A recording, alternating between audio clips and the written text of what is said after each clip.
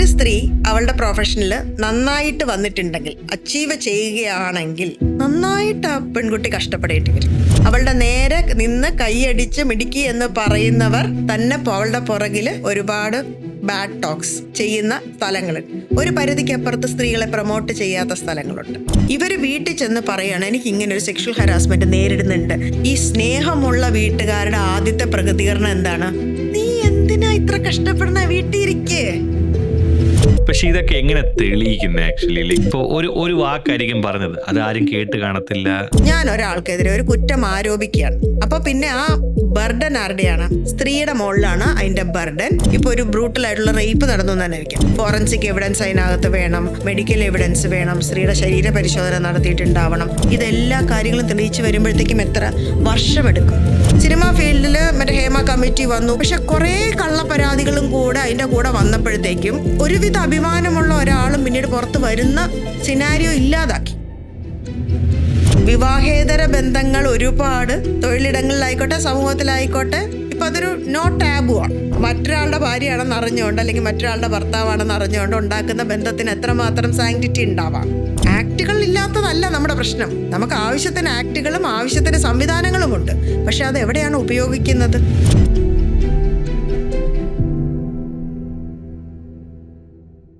പോഡ്കാസ്റ്റിന്റെ മറ്റൊരു എപ്പിസോഡിലേക്ക് നിങ്ങൾക്ക് എല്ലാവർക്കും സ്വാഗതം. സ്ത്രീകൾ അവരുടെ ജോലി സ്ഥലങ്ങളിൽ എത്രത്തോളം സുരക്ഷിതരാണ്? അവരുടെ സുരക്ഷിതത്വം ഉറപ്പാക്കാൻ നമ്മുടെ നിയമ സംവിധാനം എന്തൊക്കെയാണ് ചെയ്തിട്ടുള്ളത്? ഈ എപ്പിസോഡ് മുഴുവനായി കാണുന്നതിന് മുന്നേ നമ്മുടെ ചാനൽ ഇതുവരെ സബ്സ്ക്രൈബ് ചെയ്തിട്ടില്ല എന്നുണ്ടെങ്കിൽ സബ്സ്ക്രൈബ് ചെയ്യാം. ഈ വലിയ എപ്പിസോഡിന്റെ കുഞ്ഞു കുഞ്ഞു ഭാഗങ്ങൾ ഷോർട്സ് ആയും റീൽസ് ആയും ഇൻസ്റ്റഗ്രാമിലും യൂട്യൂബിലും വരുന്നുണ്ട്. ഈ ഫുൾ എപ്പിസോഡിന്റെ ഓഡിയോ എക്സ്പീരിയൻസ് സ്പോട്ടിഫൈയിലും അവൈലബിൾ ആണ്. ജോലി സ്ഥലങ്ങളിൽ സ്ത്രീയുടെ സുരക്ഷ എങ്ങനെ ഉറപ്പാക്കാം എന്നതിനെ പറ്റി ഇന്ന് നമ്മളോട് കൂടുതൽ സംസാരിക്കാനായി എത്തിയിരിക്കുന്നത് അഡ്വക്കേറ്റ് ബിന്ദു ശങ്കരപിള്ളയാണ്. Bindu ma'am, welcome to 42 podcaster. സ്ത്രീകൾ പൊതുവെ നമ്മുടെ നാട്ടിൽ സുരക്ഷിതരാണ് എന്ന് പറയപ്പെടുമ്പോഴും പലപ്പോഴും പല രീതിയിൽ, ഇപ്പോൾ വർക്ക് ചെയ്യുന്ന സ്ഥലങ്ങളിലാവാം, വീടുകളിലാവാം, ഒരുപാട് രീതിയിലുള്ള ഹരാസ്മെന്റ്, മാം കൂടുതൽ അങ്ങനെയുള്ള കേസുകൾ ഒത്തിരി ഹാൻഡിൽ ചെയ്യുന്ന ഒരാളും കൂടെ ആയതുകൊണ്ട് പോഷ് ആക്ട്, എന്താണ് പോഷ് ആക്ട്? ഇത് 100% സ്ത്രീകളെ, അതായത് അവരുടെ തൊഴിലിടങ്ങളിൽ സ്ത്രീകളെ പ്രൊട്ടക്റ്റ് ചെയ്യാൻ വേണ്ടി മാത്രമായിട്ട് ഉണ്ടാക്കിയിട്ടുള്ള ഒരു ആക്റ്റാണ്. നമ്മൾ പറയും ഇക്വാലിറ്റി, പുരുഷനും സ്ത്രീയും ഒരുപോലെയാണ് എന്നൊക്കെ പറഞ്ഞാൽ പോലും സ്ത്രീയെ പ്രൊട്ടക്റ്റ് ചെയ്യാൻ വേണ്ടി വുമൺ സെൻട്രിക് ആയിട്ടുള്ളൊരു ആക്റ്റാണ്. അതിൻ്റെ പേര് തന്നെ sexual harassment against woman prevention, prohibition and redressal act. 2013 ഈ ആക്ട് ഉണ്ടായത്. അതിൻ്റെ പുറകിലുള്ള കഥ പറയും. എന്തുകൊണ്ട് ഇങ്ങനെ ഒരു ആക്ട് വേണ്ടി വന്നു? ഒന്ന്, നമ്മുടെ സാമൂഹികമായ അവസ്ഥ തന്നെയാണ്. വളരെ സിമ്പിളാണ്. നമ്മൾ ആറ്റുകാൽ പൊങ്കാല വരുന്നു, നമ്മൾ പൊങ്കാല ഇടുന്നു, മാതാവിനെ ആരാധിക്കുന്നു, ദേവിമാരുടെ രൂപത്തിൽ നമ്മൾ പല ദേവീ ദേവതമാരെയൊക്കെ നമ്മൾ ആരാധിക്കുന്നു. ഇതേപോലത്തെ ദേവതമാർ തന്നെയാണ് നമ്മുടെ വീട്ടിലും ഉള്ളത്. അമ്മയുടെ രൂപത്തിൽ, പെങ്ങളുടെ രൂപത്തിൽ, മകളുടെ രൂപത്തിൽ, കാമുകിയുടെ രൂപത്തിലൊക്കെ. പക്ഷെ അവരെ നമ്മൾ ദേവിമാരായിട്ടോ അല്ലെങ്കിൽ അത്രയും റെസ്പെക്റ്റോടെയാണോ കാണുന്നത്? എത്രയായാലും നീ ഒരു പെണ്ണല്ലേ എന്നുള്ള ചോദ്യം നമ്മൾ എല്ലായിടത്തും കാണുന്നത്. ഇപ്പൊ ആരെങ്കിലുമൊക്കെ ഇക്വാളിറ്റി ഉണ്ട്, പണ്ടത്തെ കാലത്തെക്കുറിച്ചാണ് പറയുന്നത് എന്നൊക്കെ പറഞ്ഞ് വരാറുണ്ട്. ഒറ്റ കാര്യം മാത്രം ആലോചിച്ചാൽ മതി. ഒരാണും പെണ്ണും രണ്ടുപേരും ഒരേ കോളേജിൽ നിന്ന് എഞ്ചിനീയറിംഗ് പഠിച്ച് പാസ്സായി എന്ന് വയ്ക്കാം. ഒരേ കമ്പനിയിൽ ജോലി ചെയ്യുന്നു. ഒരാൾ ബാംഗ്ലൂർ ജോലി ചെയ്യുന്നു, ഒരാൾ ഡൽഹിയിൽ ജോലി ചെയ്യുന്നു എന്ന് വെച്ചോ. ഇവരുടെ രണ്ടുപേരുടെയും കല്യാണം ആലോചിക്കാം. ഇറസ്പെക്റ്റീവായിട്ട് ഏത് ഫാമിലി, ഏത് കുടുംബം എന്നൊന്നും നോക്കണ്ട, ഈ പെണ്ണിൻ്റെ അച്ഛനും അമ്മയും ആൺകുട്ടിയുടെ അച്ഛനോടോ അമ്മയോടോ അല്ലെങ്കിൽ ആൺകുട്ടിയോടോ ചോദിക്കുന്ന ഒരു ചോദ്യമുണ്ട്: കല്യാണം കഴിഞ്ഞാൽ ജോലിക്ക് വിടുമല്ലോ അല്ലേ? ഭയങ്കര നോർമലൈസ് ചെയ്തൊരു ചോദ്യമാണത്. അത് കേൾക്കുന്നവർക്കും പ്രശ്നമില്ല, ചോദിക്കുന്നവർക്കും പ്രശ്നമില്ല. അപ്പോൾ മറ്റവർ പറയും പിന്നെ ജോലിക്ക് കൊടും, ആ സാധനമുണ്ട്. എന്നാൽ ഏതെങ്കിലും ഒരു ആൺകുട്ടിയുടെ അച്ഛനോ അമ്മയോ ഈ പെൺകുട്ടിയുടെ വീട്ടുകാരോട് എൻ്റെ മോനെ ജോലിക്ക് വിടുവോ എന്ന് ചോദിച്ചിട്ടുണ്ടോ? എവിടെയാണ് സമത്വം എന്ന് പറയുന്ന ഒരു സാധനം? അപ്പം ജോലിക്ക് വിടുക എന്ന് പറയുന്നത് തന്നെ ഒരു സ്ത്രീയെ സംബന്ധിച്ചിടത്തോളം ആരുടെയൊക്കെയോ ഔദാര്യമാണ്. പറഞ്ഞാലും പറഞ്ഞില്ലെങ്കിലും അതൊരു ഔദാര്യമാണ്. ഓക്കെ, ഈ സാമൂഹിക ചുറ്റുപാടിൽ നിന്ന് വീട്ടിൽ അച്ഛൻ അമ്മയെ അടിക്കുന്നതോ, അടിക്കണമെന്ന് തന്നെ ഇല്ല. ഇപ്പൊ ഒരു സ്ത്രീയോട് നമ്മൾ മോശമായിട്ട് പെരുമാറുക എന്ന് പറയുന്നത് ഒരു അടി കൊടുത്തിട്ടല്ല. എൻ്റെ ഭാര്യയെ ഞാൻ അടിക്കുന്നില്ല എന്ന് പറയുന്ന എത്രയോ പേരുണ്ട്. പക്ഷെ ആ ഭാര്യമാരെ വിളിച്ച് ചോദിച്ചാൽ അറിയാം എത്രമാത്രം മാനസികമായിട്ട് അവർ താഴ്ത്തി കെട്ടപ്പെടുന്നവരാണെന്നുള്ളത്.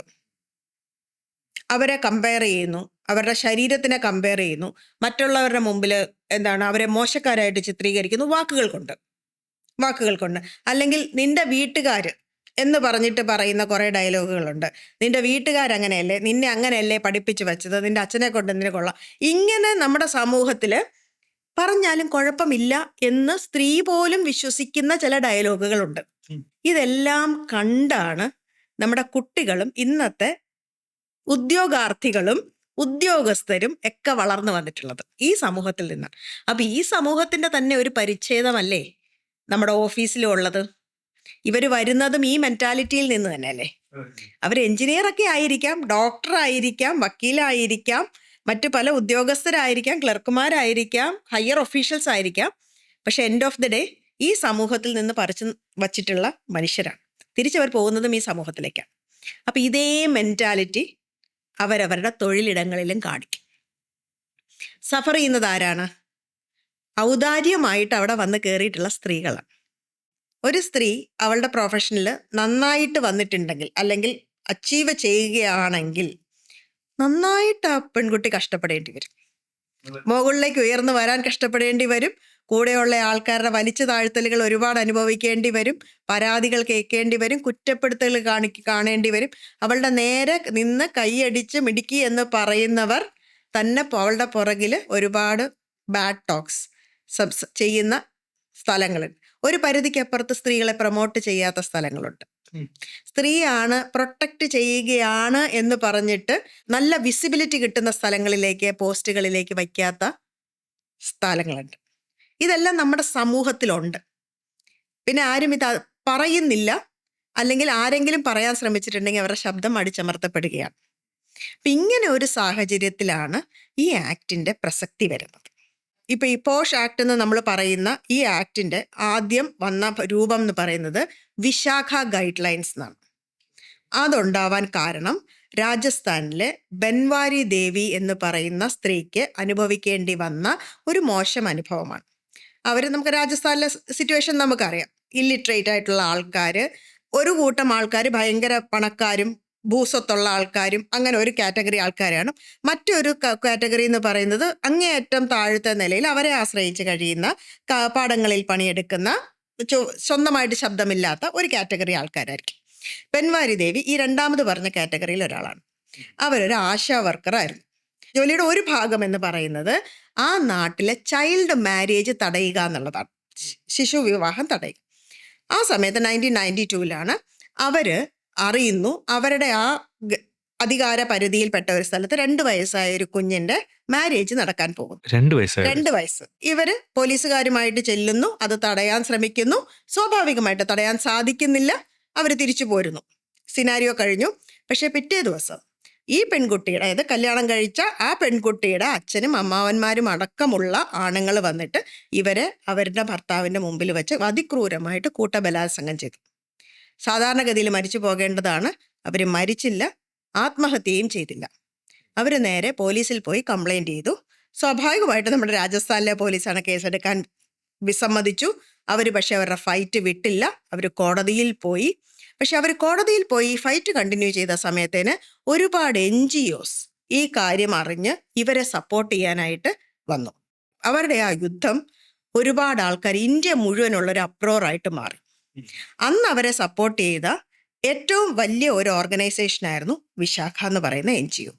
അതുകൊണ്ടാണ് സുപ്രീം കോടതി അതിനെ വിശാഖ ഗൈഡ് ലൈൻസ് എന്ന് പറഞ്ഞത്. അപ്പം നമുക്ക് ചോദിക്കാം, എന്തുകൊണ്ട് ബൻവാരി ദേവി ഗൈഡ് ലൈൻസ് എന്ന് പറഞ്ഞില്ല? ഇന്നും നമുക്കറിയാം, ഒരു സ്ത്രീക്ക് ഇങ്ങനത്തെ ഒരു സെക്ഷൽ അസോൾട്ട് ഉണ്ടായാൽ അവളുടെ പേര് പുറത്തു പറയാൻ പാടില്ല. എന്തുകൊണ്ട്? ഇങ്ങനെ ഒരു സെക്ഷൽ അസോൾട്ട് ഉണ്ടായാൽ, ഒരു ആക്സിഡൻറ്റിൽ ഒരാൾ മരിച്ചാൽ അയാളുടെ പേര് പറയാം, കുഴപ്പമില്ല. പക്ഷെ ഒരു സെക്ഷൽ അസോൾട്ട് ഉണ്ടായ വിക്ടത്തിൻ്റെ പേര് പറയാൻ പറ്റത്തില്ല. കാരണം എന്താണ്? അങ്ങനെയൊന്നും സംഭവിച്ചാൽ നാണക്കേട് ആ സ്ത്രീക്കാണ്, അനുഭവിച്ച ആൾക്കാണ് നാണക്കേട്. പക്ഷെ അവിടെയും ബൻവാരി ദേവി എന്ന് പറയുന്ന ഇല്ലിറ്ററേറ്റ് ആയിട്ടുള്ള, യാതൊരു വിദ്യാഭ്യാസവും ഇല്ലാത്ത ആ സ്ത്രീ എഴുന്നേറ്റ് നിന്ന് പറഞ്ഞു, എൻ്റെ മുഖം കാണിക്കുന്നതിനോ എൻ്റെ പേര് പറയുന്നതിനോ എനിക്ക് യാതൊരു കുഴപ്പവുമില്ല.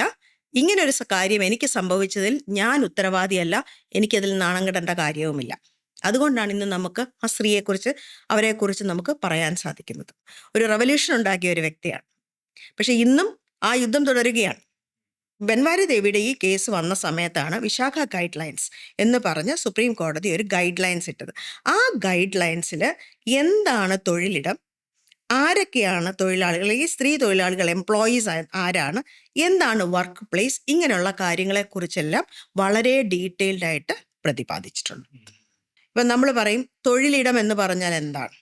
നമ്മൾ ജോലി ചെയ്യുന്ന ഈ 4 ചുമരുകളാണോ നമ്മുടെ തൊഴിലിടം? അല്ല. നമ്മുടെ തൊഴിലിടം എന്ന് പറഞ്ഞാൽ ഞാനൊരു പക്ഷേ ജോലിക്ക് വരുന്ന വഴി, ഞാൻ ഓഫീസ് ക്യാബിലാണ് വരുന്നതെങ്കിൽ ഓഫീസ് ക്യാബ്, ചിലപ്പം ഓഫീസിൽ നിന്ന് നമ്മൾ പുറത്തൊരു പാർട്ടിക്ക് പോയിരിക്കാം, ഓഫീസിൻ്റെ ആവശ്യത്തിന് നമ്മൾ വെളിയിൽ എവിടെയെങ്കിലും ഒരു മീറ്റിങ്ങിന് കോൺഫറൻസിനൊക്കെ പോയിരിക്കാം. അങ്ങനെ ഓഫീസ് ആവശ്യങ്ങൾക്ക് അല്ലെങ്കിൽ തൊഴിലിൻ്റെ ആവശ്യത്തിന് നമ്മൾ എവിടെയാണോ പോകുന്നത് അതെല്ലാം നമ്മുടെ തൊഴിലിടമായിട്ട് കണക്കാക്കും. പിന്നെ ഇതിലുള്ള സുരക്ഷ ആർക്കാണ്? ആ ഓഫീസിൽ ജോലി ചെയ്യുന്ന സ്ത്രീകൾക്ക് മാത്രമല്ല, ആ ഓഫീസിലേക്ക് അല്ലെങ്കിൽ ആ തൊഴിലിടത്തിലേക്ക് കടന്നു വരുന്ന ഓരോ സ്ത്രീയും, അതൊരു പോസ്റ്റ് വുമൺ ആയിക്കോട്ടെ, കേറ്ററിങ്ങിൻ്റെ ആളായിക്കോട്ടെ, നമ്മളെ കാണാൻ വന്നൊരു സ്ത്രീ ആയിക്കോട്ടെ, അവരെന്ന് നമ്മളുടെ ഓഫീസിനകത്തേക്ക് കാലെടുത്ത് വയ്ക്കുന്നോ ഈ ആക്ടിൻ്റെ പരിധിയിൽ അവരെ എംപ്ലോയി ആയിട്ടാണ് കണക്കാക്കുക. ഇനി ഏതെങ്കിലും ഒരു സ്ത്രീയെ സെക്ഷുവലായിട്ട് ഹരാസ് ചെയ്യുന്നത് ഒരു പുരുഷൻ തന്നെ ആയിക്കൊള്ളണമെന്നില്ല ഈ ആക്ടിൻ്റെ പരിധിയിൽ. ഒരു സ്ത്രീ മറ്റൊരു സ്ത്രീയെ സെക്ഷുവലായിട്ട് അപമാനിക്കുകയാണെങ്കിൽ ആ സ്ത്രീക്കെതിരെയും ഈ ആക്ടിൻ്റെ പരിധിയിൽ നിന്നുകൊണ്ട് നമുക്ക് നടപടിയെടുക്കാം. ഈ സെക്ഷൽ ഹരാസ്മെന്റ് എന്നുള്ള വാക്ക് അതൊരു അർത്ഥം കിട്ടാത്തൊരു സാധനമാണ്. എന്താണ് സെക്ഷൽ ഹരാസ്മെന്റ് എന്നുള്ള വാക്ക് കൊണ്ട് ഉദ്ദേശിക്കുന്നത്? അതിൽ പോഷാക്ട് പ്രത്യേകം എടുത്ത് നോക്കുവാണെങ്കിൽ ആ പോഷാക്ടിൻ്റെ അടിയിൽ വരുമ്പോൾ ഈ സെക്ഷൽ ഹരാസ്മെന്റ് പറയുന്നത് എങ്ങനെയാണ് അത് വ്യാഖ്യാനിക്കപ്പെടുന്നത്? പ്രധാനമായിട്ടും ഈ ആക്ട് പറയുന്നത് 3 തരത്തിലുള്ള ആക്ടുകളെയാണ്, 3 തരത്തിലുള്ള പ്രവൃത്തികളെ: ഫിസിക്കൽ, വെർബൽ, നോൺ വെർബൽ. ഇങ്ങനെ 3 തരത്തിലുള്ള കാര്യങ്ങളെയാണ് സെക്ഷൽ ഹരാസ്മെന്റിന്റെ പരിധിയിൽ കൊണ്ടുവന്നിട്ടുള്ളത്. ഫിസിക്കൽ നമുക്കറിയാം, കൈകൊണ്ട് അതല്ലെങ്കിൽ അവരെ നേരിട്ട് ശാരീരികമായിട്ട് ഉപദ്രവിക്കുക, സെക്ഷലി ഹരാസ് ചെയ്യുക. ഉപദ്രവിക്കുന്ന മാത്രമാണോ അതോ തൊടുന്നത്, നടന്നു പോകുന്ന വഴി തടഞ്ഞു നിർത്തി അനാവശ്യം പറയുന്നത്, ദേഹത്ത് തൊട്ട് കളയും എന്ന് കരുതുന്ന രീതിയിലുള്ള പ്രവർത്തികൾ ചെയ്യുന്നത്, അതായത് തടഞ്ഞു നിർത്തി ശരീരം കൊണ്ട് വളരെ അടുത്തേക്ക് വരിക, ചുംബിക്കാൻ ശ്രമിക്കുക, കെട്ടിപ്പിടിക്കാൻ ശ്രമിക്കുക, കെട്ടിപ്പിടിക്കുക, ശാരീരികമായിട്ട് ഉപയോഗിക്കുക, ലൈംഗികമായിട്ട് ഉപയോഗിക്കുക, ഇങ്ങനെയുള്ള എല്ലാ കാര്യങ്ങളും ഇതിനകത്ത് വരും. ഒരു പർട്ടിക്കുലർ കേസിൽ ഒരു പർട്ടിക്കുലർ പയ്യൻ, അയാൾ എല്ലാവരോടും തോളിൽ കൈയിട്ട് സംസാരിക്കും, വളരെ ഫ്രീ ആണ്, എല്ലാത്തിനോടും തോളിൽ കൈയിട്ട് സംസാരിക്കും, തോളിൽ തട്ടി സംസാരിക്കും, കൈ പിടിച്ച് സംസാരിക്കും, എല്ലാവരോടും അങ്ങനെ ചെയ്യും. പക്ഷെ ഒരു പെൺകുട്ടിയോട് അത് ചെയ്തപ്പോൾ അവൾ പറഞ്ഞു, നോ, എനിക്കതിനകത്ത് താല്പര്യം. അപ്പം ഇയാളുടെ ഈഗോ ഹർട്ടായി. സ്വാഭാവികമായിട്ട് എല്ലാവരും വളരെ നന്നായിട്ട് പെരുമാറുന്നു, ഇവൾക്ക് എന്താ ഞാൻ നില തൊട്ടാൽ എന്താ കുഴപ്പം എന്നുള്ളൊരു സാധനം. പക്ഷെ അതും അങ്ങനെ വീണ്ടും ഒരു നോ പറഞ്ഞതിന് ശേഷം വീണ്ടും അയാൾ അങ്ങോട്ട് എൻക്രോച്ച് ചെയ്യുകയാണെങ്കിൽ, അത് തൊടുകയാണെങ്കിൽ വീണ്ടും അതൊരു സെക്ഷൽ ഹരാസ്മെൻറ്റിൻ്റെ പരിധിയിലേക്ക് തന്നെ വരും. കാരണം അവൾ നോ പറഞ്ഞു കഴിഞ്ഞു. അപ്പം എവിടെയാണ് നമ്മളുടെ പരിധി എന്നുള്ളത് ഓരോരുത്തരും അറിയണം. ഇനി വേറൊരു തരത്തിലുള്ള കാര്യം സംഭവിക്കാം. ഒരു സ്ത്രീ എല്ലാവരോടും തോളിൽ കൈയിട്ടും വളരെ നന്നായിട്ടും പെരുമാറുന്ന ഒരാളായിരിക്കാം, പക്ഷെ മറ്റൊരു വ്യക്തിയോട് മാത്രം അവൾക്കത് ചെയ്യാൻ സാധിക്കുന്നുണ്ടാവില്ല. അയാളിൽ നിന്ന് വരുന്ന വൈബ് അവൾക്ക് നന്നായിട്ട് ഫീൽ ചെയ്യുന്നുണ്ടാവില്ല. അപ്പം ആ ആൾക്ക് ചോദിക്കാൻ പറ്റില്ല, നീ മറ്റവരുടെ എല്ലാവരുടെയും തോളിൽ കൈയിട്ട് സംസാരിക്കുന്നുണ്ടല്ലോ, എന്തുകൊണ്ട് എൻ്റെ തോളിൽ കൈയിട്ട് സംസാരിക്കുന്നില്ല? സൗകര്യമില്ല. അങ്ങനെ ഒരു നിർബന്ധം പിടിക്കാൻ പറ്റില്ല. ഇനി ഒരിടത്തൊരു കേസ് വന്ന സമയത്ത് പറഞ്ഞത്, ഒരാൾ ഒരു പെൺകുട്ടിയോട് മോശമായിട്ട് പെരുമാറുക തന്നെ ചെയ്തു, കയ്യിൽ പിടിച്ച് ചുംബിച്ചു, ഇതാണ് ചെയ്തത്. അപ്പോൾ അവിടെ ഉണ്ടായിരുന്ന പല സ്ത്രീകളും ഈ പുരുഷന് വേണ്ടിയിട്ട് സപ്പോർട്ട് ചെയ്ത് സംസാരിക്കുകയാണ്, ഞങ്ങളോട് ആരോടും ഇയാൾ ഇങ്ങനെ ചെയ്തിട്ടില്ല, അപ്പൊ പിന്നെ ഇവളോട് അങ്ങനെ ചെയ്ത് കാണാൻ സാധ്യതയില്ല. പക്ഷെ അങ്ങനെ എങ്ങനെ പറയാൻ പറ്റും? കുറെ സ്ത്രീകളോട് ഇയാൾ അപമര്യാദയായിട്ട് പെരുമാറിയില്ല എന്ന് പറഞ്ഞിട്ട് ഈ ഒരു സ്ത്രീയോട് പെരുമാറിയിട്ടുണ്ടാവില്ല എന്നെങ്ങനെ അറിയാൻ പറ്റും? ഇനി വെർബൽ ഹരാസ്മെന്റ്, ഒരാവശ്യമില്ല, പോണ വഴിക്ക് ചുമ്മാ നിന്നൊരു പാട്ട് പാടുക, ദ്വയാർത്ഥം വരുന്ന പോലത്തെ പാട്ട് പാടുക, ഒരു സ്ത്രീയുടെ ശരീരത്തിനെ പറ്റി കമന്റ് പറയുക. ഇപ്പൊ ഒരു പ്രോജക്റ്റ് വരുന്നു, അപ്പോൾ ഒരു പെൺകുട്ടി ആ പ്രോജക്റ്റിലേക്ക് ഇന്റർവ്യൂ ചെയ്യപ്പെടാൻ പോകുന്നു എന്ന് കരുതുക. അവരുടെ കൂടെയുള്ള ഒരാൾ പറയാണ്, നിനക്കൊക്കെ ഇപ്പം എന്താ പ്രോജക്റ്റിന് ബുദ്ധിമുട്ട്, അണിഞ്ഞൊരുങ്ങി അങ്ങ് പോയി ഇരുന്ന് കൊടുത്താൽ പോരെ. That is A sexual comment. എന്നാൽ ഇതിന് തന്നെ ഒരു വ്യത്യാസമുണ്ട്. ഇപ്പൊ ഒരാൾ പറയാണ്, ഇപ്പൊ സ്ത്രീകൾക്ക് ഇപ്പൊ എന്താണ് ഒരു പ്രോജക്റ്റ് കിട്ടാൻ ബുദ്ധിമുട്ട്, വെറുതെ അവിടെ പോയി ഇരുന്നാ പോരെ. That is A sexist comment. ഈ സെക്സിസ്റ്റ് കമന്റ് ഈ ആക്ടിനടിയിൽ വരില്ല. സെക്ഷൽ കമന്റ് ആണ് വരിക. ഒരു സ്ത്രീയെ ടാർഗറ്റ് ചെയ്തിട്ട് അവളെ കോർണർ ചെയ്ത് പറയുന്നതിനെയാണ് നമ്മുടെ സെക്ഷൽ കമന്റ് എന്ന് പറയുന്നത്. അതായത് ഒരാളെ ബാധിക്കുന്ന രീതിയിൽ. ഇനി നോൺ വെർബൽ, ഒന്നും ചെയ്യുന്നില്ല. നമ്മൾ എവിടെ പോകുന്നോ നമ്മുടെ നിഴലായിട്ട് ഒരാളുണ്ട്. ലിഫ്റ്റിൽ കയറിയാൽ അവിടെയുണ്ട്, ക്യാൻറ്റീനിൽ പോയാൽ അവിടെയുണ്ട്, സീറ്റിലിരുന്ന് വർക്ക് ചെയ്ത് തിരിഞ്ഞു നോക്കുമ്പോൾ നമ്മുടെ പുറകിൽ നമ്മളെ തന്നെ നോക്കിക്കൊണ്ട് നിൽപ്പുണ്ട്, ക്യാബിലുണ്ട്, എവിടെ പോയാലും ഒരാൾ നമ്മുടെ പുറകെ ഉണ്ട്. That is A sexual harassment. ഒന്നും പറയുന്നില്ല, ഒന്നും ചെയ്യുന്നുമില്ല, പക്ഷേ ഇതൊരു ബുദ്ധിമുട്ട് തന്നെയാണ്. നമുക്കിപ്പോൾ ആണായാലും പെണ്ണായാലും ഒരാൾ നമ്മളെ ചുമ്മാ നോക്കിക്കൊണ്ടിരിക്കുക, ഒരു കാര്യമില്ല, ചുമ്മാ നോക്കിക്കൊണ്ടിരിക്കുക, എന്തൊരു അസ്വസ്ഥതയായിരിക്കും. പിന്നെ മെസ്സേജുകൾ, ഓഫീസിൽ പ്രത്യേകിച്ച് സംഭവിക്കുന്ന ഒരു സ്ഥിരം ക്ലീഷേ എന്ന് പറയുന്ന ഒരു സാധനമാണ്, വീടെത്തിയോ, സുഖമായിരിക്കുന്നോ, വഴിയിൽ തിരക്കുണ്ടായിരുന്നോ, ഇത് ചോദിച്ച് അവസാനം ഇന്നിപ്പോൾ ഏത് ഡ്രസ്സാണ് ഇട്ടത്, ആ ഡ്രസ്സിന്റെ കളർ. പിന്നെ ആൾക്കാർ വിചാരിക്കുന്നത് ചിലപ്പം ചില സ്ത്രീകൾ ഇതിനോടൊപ്പം കുറച്ച് ദൂരം, കാരണം ഒന്നിച്ച് ഓഫീസിലിരിക്കുന്ന ആൾക്കാരാണ്, ഞാനായിട്ട് എന്തെങ്കിലും പ്രതികരിച്ചിട്ട് ഇനി ആ ടീമിൻ്റെ ഒരു സ്പിരിറ്റ് പോണ്ട എന്നൊക്കെ പറഞ്ഞിട്ട് ചിലപ്പം ഇല്ല സുഖമായിരിക്കുന്നു, ഹസ്ബൻഡ് ഉണ്ടോ, ഉണ്ട്, എന്തുണ്ട് വിശേഷം, പ്രത്യേകിച്ചൊന്നുമില്ല, ഇങ്ങനത്തെ കമൻറ്റുകൾ തിരിച്ച് റെസ്പോണ്ട് ചെയ്യുന്നുണ്ടായിരിക്കാം. അതെല്ലാം ഒരു സമ്മതമായിട്ടെടുത്തിട്ട് ഇത് വേറൊരു പ്രൊപ്പോർഷനിലേക്ക് കൊണ്ടുപോകുന്ന ആൾക്കാരുണ്ട്. അപ്പോൾ ഒരു പരിധി കഴിയുമ്പോൾ ഇവർക്കും ഇത് റീട്രാക്ട് ചെയ്യാൻ പറ്റില്ല. നീ ഇത്രയും എനിക്ക് എന്നോട് മറുപടി പറഞ്ഞതല്ലേ, എന്നെ ഇതിനകത്തേക്ക് പ്രോത്സാഹിപ്പിച്ചതല്ലേ എന്നുള്ളൊരു ചോദ്യം വരുമോ എന്ന് ഭയന്നിട്ട് ഇതിനകത്ത് പേടിച്ചിരിക്കുന്ന ആൾക്കാരുണ്ടാവാം. ചിലപ്പം ഇത് ചെയ്യുന്നത് മാനേജർമാരോ സീനിയർ ലെവലിലുള്ള ആൾക്കാരോ ആണെങ്കിൽ എൻ്റെ ജോലി പോയാലോ എന്നുള്ള ഒരു ഭയം അവർക്കുണ്ടാവാം. ഇനി ഇതൊന്നും അല്ലെങ്കിലും ഞാൻ നേരത്തെ പറഞ്ഞ പോലെ ഔദാര്യത്തിൻ്റെ പേരിലായിരിക്കും പലരും ജോലിക്ക് വരുന്നത്. ഇവർ വീട്ടിൽ ചെന്ന് പറയുകയാണ്, എനിക്ക് ഇങ്ങനെ ഒരു സെക്ഷൽ ഹരാസ്മെൻറ്റ് നേരിടുന്നുണ്ട്, അല്ലെങ്കിൽ എന്നോട് ഇവിടെ ഒരാൾ മോശമായിട്ട് പെരുമാറുന്നുണ്ട്, എനിക്കിത് ബുദ്ധിമുട്ടായിട്ട് തോന്നുന്നു. ഈ സ്നേഹമുള്ള വീട്ടുകാരുടെ ആദ്യത്തെ പ്രതികരണം എന്താണ്? നീ എന്തിനാ ഇത്ര കഷ്ടപ്പെടുന്ന, വീട്ടിൽ ഇരിക്കേ, ഇത്രയും പഠിച്ചിട്ട് അവൾക്ക് വീട്ടിൽ ഇരിക്കണ്ട. അപ്പൊ ആ ചോദ്യം ഭയന്നും അല്ലെങ്കിൽ ആ സ്നേഹം ഭയന്നും സ്ത്രീക്ക് ഇത് വീട്ടിൽ പറയാൻ പറ്റില്ല. അങ്ങനെയുള്ള സാഹചര്യങ്ങളിലൂടെ പോകുന്ന ആൾക്കാരുണ്ട്. ഇനി ഇതെല്ലാം പേടിച്ച് ഇതെല്ലാം കളഞ്ഞ് വീട്ടിലിരിക്കുന്ന ഒരു സ്ത്രീയുടെ മാനസികാവസ്ഥ ആലോചിച്ച് നോക്ക്. അവൾക്ക് തന്നോട് തന്നെയും ഈ സമൂഹത്തിനോടും എല്ലാത്തിനോടും ദേഷ്യവും പുച്ഛവും ഫ്രസ്ട്രേഷനും ഒക്കെ ആയിരിക്കും. അപ്പം വല്ലാത്തൊരു തരം മാനസിക അവസ്ഥയിലൂടെയാണ് ഈ സെക്ഷൽ ഹരാസ്മെന്റ് നേരിടുന്ന സ്ത്രീകൾ കടന്നു പോകുന്നത്. അത് എല്ലാവർക്കും മനസ്സിലായിക്കോണം എന്നില്ല. ഇനി ആരെങ്കിലും ഒന്ന് പ്രതികരിച്ചു എന്ന് വെച്ചോ, ആ നിമിഷം അവൾ കുറ്റക്കാരിയായി. നീ എന്തിനാ ആ സമയത്ത് അവിടെ അങ്ങനെ ഉണ്ടായിരുന്നു, അയാൾ വേറെ ആരോടും മോശമായിട്ട് പെരുമാറുന്നില്ലല്ലോ, നിന്നോട് മാത്രം എന്തിനാ, നീ കയ്യും കാലും കാണിച്ചിട്ടല്ലേ. ഈ ഫ്ലേർട്ടിങ് എപ്പോഴാ ഒരു സെക്ഷൽ ഹരാസ്മെന്റ് ആയിട്ട് മാറുന്നത്? പ്രധാനമായിട്ട് ഇപ്പം നമ്മൾ കുറച്ച് കമ്പനികളുടെ എക്സ്റ്റേണൽ മെമ്പറാണ്. അപ്പം നമ്മൾ കണ്ടുവരുന്ന ഒരു കാര്യം എന്ന് പറയുന്നത് പരസ്പരം പ്രണയമാണെന്ന് തെറ്റിദ്ധരിക്കും. കുറച്ച് നാൾ മുമ്പോട്ട് പോയി കഴിയുമ്പം രണ്ടിൽ ആർക്കെങ്കിലും ഒരാൾക്ക് മടുക്കും. അപ്പോൾ ഒരാൾ അവിടെ സ്റ്റോപ്പ് ചെയ്യും. അവിടെ സ്റ്റോപ്പ് ചെയ്ത് കഴിയുമ്പോൾ ഇതുവരെ ഉണ്ടായിട്ടുള്ള കാര്യങ്ങളെയെല്ലാം സെക്ഷൽ ഹരാസ്മെൻ്റ് ആയിട്ട് വരാം. ഇനി ഒരാൾ സ്റ്റോപ്പ് ചെയ്യുകയും മറ്റേ ആൾക്ക് സ്റ്റോപ്പ് ചെയ്യാൻ കഴിയാതിരിക്കുകയും ചെയ്യുന്നൊരു സാഹചര്യമുണ്ട്. അപ്പോൾ ഈ സ്റ്റോപ്പ് ചെയ്തയാളെ തിരിച്ചു പിടിക്കാൻ വേണ്ടി കാണിക്കുന്ന കുറേ പരാക്രമങ്ങളുണ്ട്. ഒരു പർട്ടിക്കുലർ കേസിൽ വിവാഹിതയായ ഒരു സ്ത്രീ, പുരുഷനും വിവാഹിതനാണ്, പക്ഷെ രണ്ടുപേരും ഒരേ സ്ഥലത്ത് വർക്ക് ചെയ്യുന്നു. ഇവർ തമ്മിൽ പ്രണയത്തിലായി. കുറച്ച് നാൾ മുമ്പോട്ട് പോയപ്പോൾ സ്ത്രീക്ക് മനസ്സിലായി എൻ്റെ കുടുംബത്തിനെ ഇത് ബാധിക്കും, കുട്ടിയുണ്ട്, അപ്പോൾ കുടുംബത്തിനെ ഇത് ബാധിക്കും. പുള്ളിക്കാരി അത് സ്റ്റോപ്പ് ചെയ്യാനായിട്ട് തീരുമാനിച്ചു. പക്ഷെ ഇയാൾ അതേ ഓഫീസിൽ തന്നെ ഉള്ള ആളാണ്. അയാൾക്കത് സ്റ്റോപ്പ് ചെയ്യാൻ പറ്റുന്നില്ല. അയാൾ റെഗുലറായിട്ട് വീട്ടിലേക്ക് ഫോൺ ചെയ്യുന്നു. വീടിൻ്റെ വാതിക്ക പുള്ളിക്കാരി ഇറങ്ങുന്ന സമയത്ത് ബൈക്കുമായിട്ട് പോയി നിൽക്കുന്നു. ഓഫീസിൽ വന്നാലും കാര്യമുണ്ടെങ്കിലും ഇല്ലെങ്കിലും പുള്ളിക്കാരിയോട് പോയി സംസാരിക്കാൻ ശ്രമിക്കുന്നു. ഇങ്ങനത്തെ തിരിച്ചു പിടിക്കാനുള്ള തത്രപ്പാടുകൾ കാണിക്കുന്നു. Then she complaint. അപ്പോൾ ഉള്ള പുള്ളിക്കാരനെടുത്ത ഡിഫൻസ് എന്ന് പറയുന്നത് ഞങ്ങൾ തമ്മിൽ പ്രണയത്തിലായിരുന്നു, അന്ന് പുള്ളിക്കാരിക്ക് ഇത് സമ്മതവുമായിരുന്നു. പക്ഷെ സമ്മതമല്ലാത്തൊരു സമയത്തും അത് കണ്ടിന്യൂ ചെയ്തെടുത്താണ് ഇഷ്യൂ പറയുന്നത്.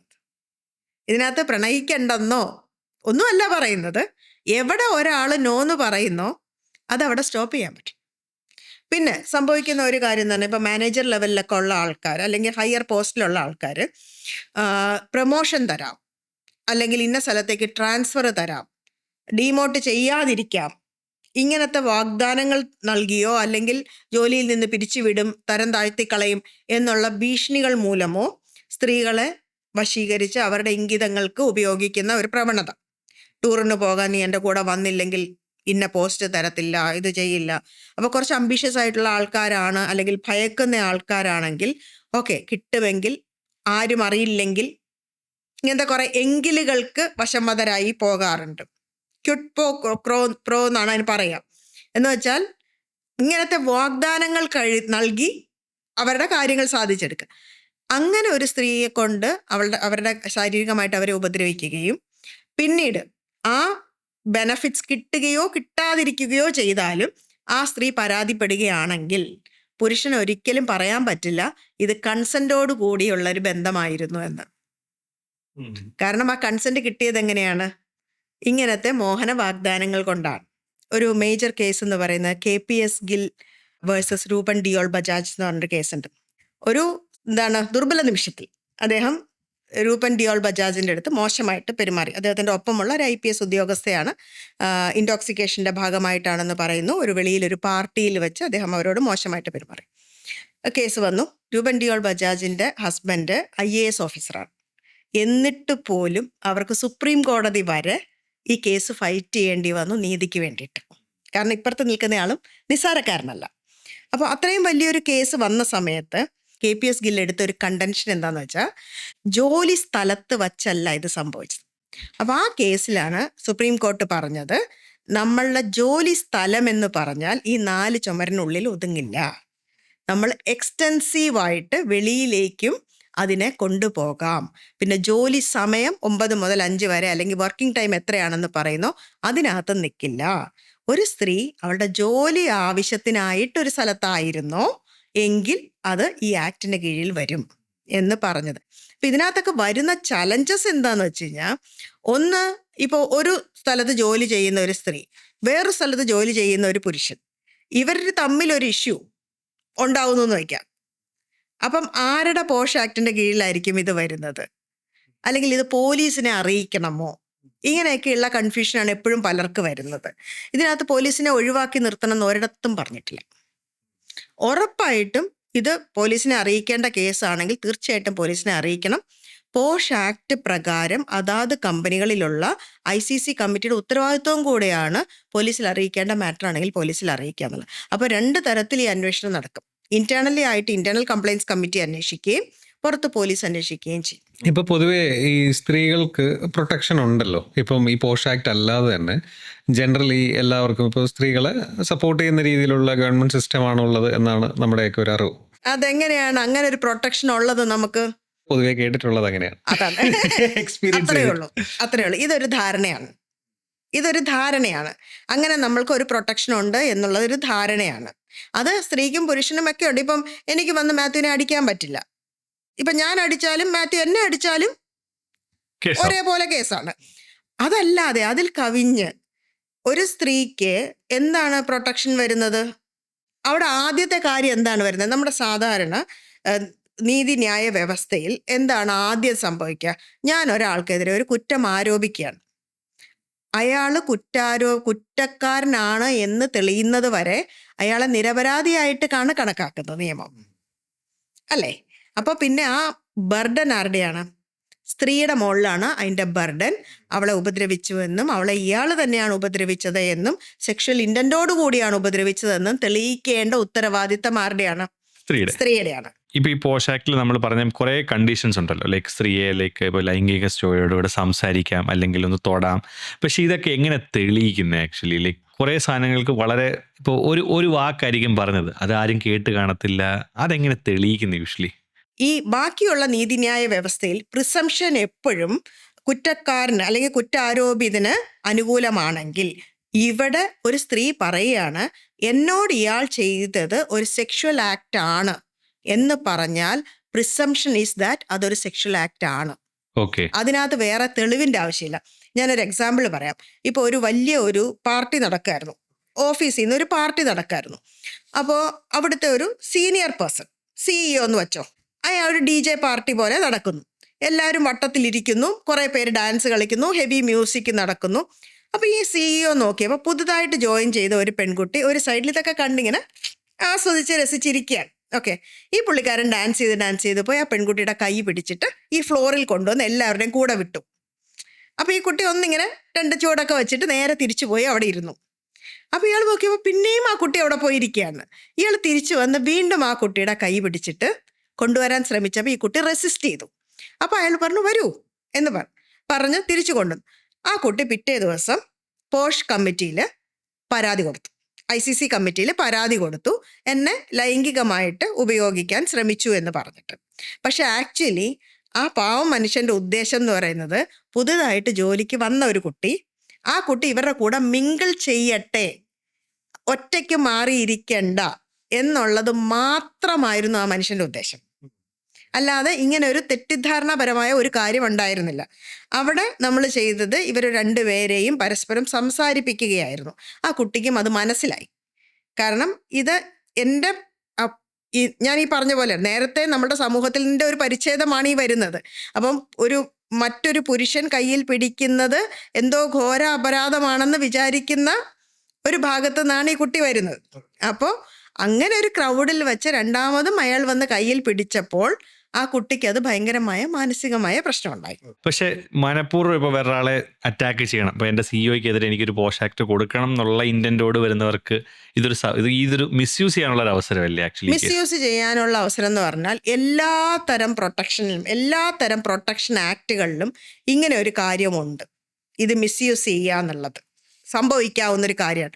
അതിനൊരു ഉദാഹരണം ഞാൻ എപ്പോഴും പറയാറുള്ളത്, ആദ്യമായിട്ട് മറ്റേ സ്ത്രീധന പീഡന നിയമമൊക്കെ വന്ന സമയത്തെന്ന് പറഞ്ഞാൽ ആദ്യത്തെ ട്രെൻഡ് ഒരു പരാതി സ്ത്രീ കൊണ്ട് കൊടുത്താൽ ആദ്യം ഭർത്താവിനെ വീട്ടുകാരെ അറസ്റ്റ് ചെയ്തുകൊണ്ട് നിർത്തിയിട്ടേ എന്താ സംഭവിച്ചതെന്ന് ചോദിക്കുക പോലും ഉണ്ടായിരുന്നുള്ളൂ. അതിനകത്ത് നിന്ന് ഇപ്പം വന്ന് നിൽക്കുന്നത് എങ്ങനെയാണെന്നറിയാമോ? 2 മാസത്തേക്ക് അറസ്റ്റ് ചെയ്യാൻ പാടില്ല എന്നാണ് പറഞ്ഞിരിക്കുന്നത്. എന്താ അതിന് കാരണം? മിസ്യൂസ് മാത്രം. എന്തൊക്കെ എക്സാമ്പിൾസ് നമുക്ക് പറയാം. ഇപ്പം ഒരാൾ ആത്മഹത്യ ചെയ്യാൻ ഇടയായ ഒരു സംഭവം ഉണ്ടല്ലോ, മറ്റേ ബസ്സിലെ സംഭവം മിസ്യൂസ് അല്ലായിരുന്നോ? വ്യക്തമായിട്ടും അത് മിസ്യൂസ് തന്നെയായിരുന്നു എന്നാണ് ഞാൻ വിചാരിക്കുന്നത്. ഞാൻ ആ സ്ഥലത്തുണ്ടായിരുന്നില്ല, മാധ്യമങ്ങളിൽ കൂടെ വന്ന കാര്യങ്ങളെ അറിയുള്ളൂ. പക്ഷേ എന്നാലും റീച്ചിന് വേണ്ടിയിട്ട് ആ ഫോട്ടോ വച്ച് അയാളെ മാക്സിമം അപമാനിച്ച്, എന്നിട്ട് അതിൻ്റെ മുകളിൽ കഥകളും ചർച്ചകളും അയാളെ അടുത്തറിയാവുന്ന ആൾക്കാർ പോലും തള്ളി പറഞ്ഞതായിരിക്കാം അയാൾക്ക് ഒരു പക്ഷേ ഇനി എങ്ങനെ ഞാൻ മറ്റുള്ളവരുടെ മുമ്പിൽ നോക്കും എന്നുള്ളൊരു അവസ്ഥയിൽ കൊണ്ടെത്തിച്ചല്ലോ. അപ്പം അതെല്ലാം മിസ്യൂസ് അല്ലേ? ഇനി ഭാര്യയും ഭർത്താവും തമ്മിലൊരു വഴക്കുണ്ടായി. ആദ്യം ചെയ്യുന്നത് എന്താണ്? നേരെ സ്റ്റേഷനിൽ പോകുന്നു, ഭർത്താവിനെതിരെ ഡൊമസ്റ്റിക് വയലൻസിന് കേസ് കൊടുക്കുന്നു. എന്നെ അടിച്ചു, ഇടിച്ചു, അല്ലെങ്കിൽ എന്നെ ഉപദ്രവിച്ചു എന്ന് പറഞ്ഞു. പക്ഷെ അങ്ങനെ ചെയ്യുന്നത് കൊണ്ട് നഷ്ടപ്പെടുന്നത് എന്താണ്? ജെനുവിനായിട്ടുള്ള ആൾക്കാർക്ക് വന്ന് പരാതി പറയാനുള്ള ഒരവസരമാണ് ഇല്ലാതാകുന്നത്. ഇപ്പോൾ സിനിമ ഫീൽഡിൽ നോക്കിയേ, സിനിമ ഫീൽഡിൽ മറ്റേ ഹേമ കമ്മിറ്റി വന്നു, ഒരുപാട് പേര് അത് ഒറ്റയടിക്ക് അവിടുന്ന് പരാതി ഇവിടുന്ന് പരാതിയൊക്കെ വന്നു. പക്ഷെ കുറേ കള്ളപ്പരാതികളും കൂടെ അതിൻ്റെ കൂടെ വന്നപ്പോഴത്തേക്കും ഇനി ആർക്കും അതിനകത്ത് മിണ്ടാൻ പറ്റാത്ത രീതിയിലുള്ളൊരു ആര് പറഞ്ഞാലും അത് കള്ളത്തരമാണ്, അവരും ഒരു പരാതിയുമായിട്ട് വന്നു എന്നുള്ള. അപ്പോൾ ഒരുവിധ അഭിമാനമുള്ള ഒരാളും പിന്നീട് പുറത്ത് വരുന്ന സിനാരിയോ ഇല്ലാതാക്കി. ഈ സിനിമാ മേഖല ഈ പോഷ് ആക്ടിൽ പെടുമോ? എല്ലാം വരും. ഇതിപ്പോൾ എന്താണെന്ന് വെച്ചാൽ സിനിമാ മേഖല എന്ന് പറഞ്ഞാൽ അസംഘടിതമായിട്ടുള്ള ഒരു സംഭവമാണ്. പക്ഷെ പോഷ് ആക്ട് വരും എന്ന് പറഞ്ഞിട്ട് ഇപ്പം അതിനാണല്ലോ അങ്ങനത്തെ കമ്മിറ്റിയും എല്ലാ കാര്യങ്ങളും വന്ന് അമ്മയുടെ കീഴിൽ അങ്ങനത്തെ ആക്റ്റും ഇതെല്ലാം വന്നിരിക്കുന്നതിനാണ്. ഇനി സിനിമാ മേഖല എന്നല്ല, നമ്മളുടെ വീട്ടിൽ നമ്മളൊരു ജോലിക്കാരിയെ വെച്ചിട്ടുണ്ടെന്ന് കരുതുക, നമ്മൾ പോഷ് ആക്ടിന്റെ പരിധിയിലുള്ളതാണ്. പക്ഷെ അപ്പോൾ എന്താണെന്ന് വെച്ചാൽ 10 പേരിൽ കൂടുതലുള്ള തൊഴിലിടങ്ങളിൽ ഒരു ICC കമ്മിറ്റി ഉണ്ടാകും. Internal complaints committee. ആ കമ്പനിക്കകത്ത് തന്നെ ഉണ്ട് 10 പേരിൽ കൂടുതൽ ജോലി ചെയ്യുന്ന സ്ഥാപനങ്ങളിൽ. ഇനി എന്താണ് ICC കമ്മിറ്റി എന്ന് നോക്കാം. ആ സ്ഥാപനത്തിലെ സീനിയർ ആയിട്ടുള്ള ഒരു സ്ത്രീ ആയിരിക്കണം അതിൻ്റെ ചെയർപേഴ്സൺ. പിന്നെ 2 മെമ്പേഴ്സ് വേണം. ആ 2 മെമ്പേഴ്സിൽ ഒരു മെമ്പർ സ്ത്രീ ആയിരിക്കണം. ഒരു മിനിമം, 2 സ്ത്രീ ആവാം, പക്ഷെ ഒരു മെമ്പർ എന്തായാലും സ്ത്രീ ആയിരിക്കണം. പിന്നെ പുറത്തുനിന്ന് ഒരു എക്സ്റ്റേണൽ മെമ്പർ വേണം. ആ എക്സ്റ്റേണൽ മെമ്പർ നിയമവ്യവസ്ഥയെക്കുറിച്ച് അറിയാവുന്ന അല്ലെങ്കിൽ ഈ ആക്ടിനെ കുറിച്ച് അറിയാവുന്ന സാമൂഹിക കാര്യങ്ങളിൽ ഇടപെടുന്ന ഒരു വ്യക്തിയായിരിക്കണം. ആണാവാം, പെണ്ണാവാം. അപ്പം ഇത്രയും പേരടങ്ങുന്നതാണ് ഇന്റേണൽ കംപ്ലയിൻസ് കമ്മിറ്റി. ഈ ഇന്റേണൽ കംപ്ലയിൻസ് കമ്മിറ്റി ഇങ്ങനെ ഒരു കമ്മിറ്റി ഉണ്ടെന്നും ഈ കമ്മിറ്റിയെ കോൺടാക്ട് ചെയ്യേണ്ടത് ഇന്ന ഇമെയിൽ വഴിയാണെന്നും അല്ലെങ്കിൽ ഇന്ന ഫോൺ നമ്പർ വഴിയാണെന്നും ആ കമ്പനിയിൽ മെയിൻ നോട്ടീസ് ബോർഡിൽ പുറത്തുനിന്ന് ആര് വന്നാലും കാണാൻ പാകത്തിന് വാഷ്റൂമുകളിൽ അങ്ങനെ ഇൻട്രാനെറ്റുകളിൽ എല്ലാം പബ്ലിഷ് ചെയ്തിട്ടുണ്ടാവണം. എന്തിനാണ് പുറത്തെ നോട്ടീസ് ബോർഡിൽ വെക്കണം എന്ന് പറയുന്നത്? പുറത്തുനിന്ന് വരുന്ന ഒരു സ്ത്രീക്ക് പെട്ടെന്ന് ഇത് കാണാൻ വേണ്ടിയിട്ടാണ് വയ്ക്കുന്നത്. ചില സ്ത്രീകളെ സംബന്ധിച്ചിടത്തോളം ഇങ്ങനൊരു സെക്ഷൽ ആക്ട് ഉണ്ടായാൽ അത് വന്ന് പരാതി പറയാൻ, അല്ലെങ്കിൽ ഒരു പക്ഷേ അവൾ അനുഭവിക്കുന്നത് ഒരു സെക്ഷൽ ഹരാസ്മെന്റ് ആണെന്ന് ചിലപ്പോൾ തിരിച്ചറിയണമെന്നില്ല. അതായത് നേരത്തെ പറഞ്ഞ സാമൂഹിക ചുറ്റുപാടുകൾ കൊണ്ട് ഇപ്പം ഒരാളിരുന്ന സ്ത്രീയെ കളിയാക്കാൻ, ഇപ്പോൾ ഒരാൾ കളിയാക്കി എന്ന് പറഞ്ഞാൽ എനിക്കൊന്നും പറയാനില്ലല്ലോ, അല്ലെങ്കിൽ ഞാൻ ഇനി അതിനെ പ്രതികരിച്ചു പോയാൽ ഞാൻ മോശക്കാരിയായാലോ, ഇങ്ങനെയൊക്കെയുള്ള ചിന്ത, ഇല്ലെങ്കിൽ ഞാൻ പ്രതികരിച്ചാൽ എൻ്റെ ജോലി പോയാലോ, ഇങ്ങനത്തെ എല്ലാ കുറേ ആയാലോ ചിന്തകൾ കാരണം ചിലപ്പം അവർ പുറത്തേക്ക് വരണം എന്നില്ല.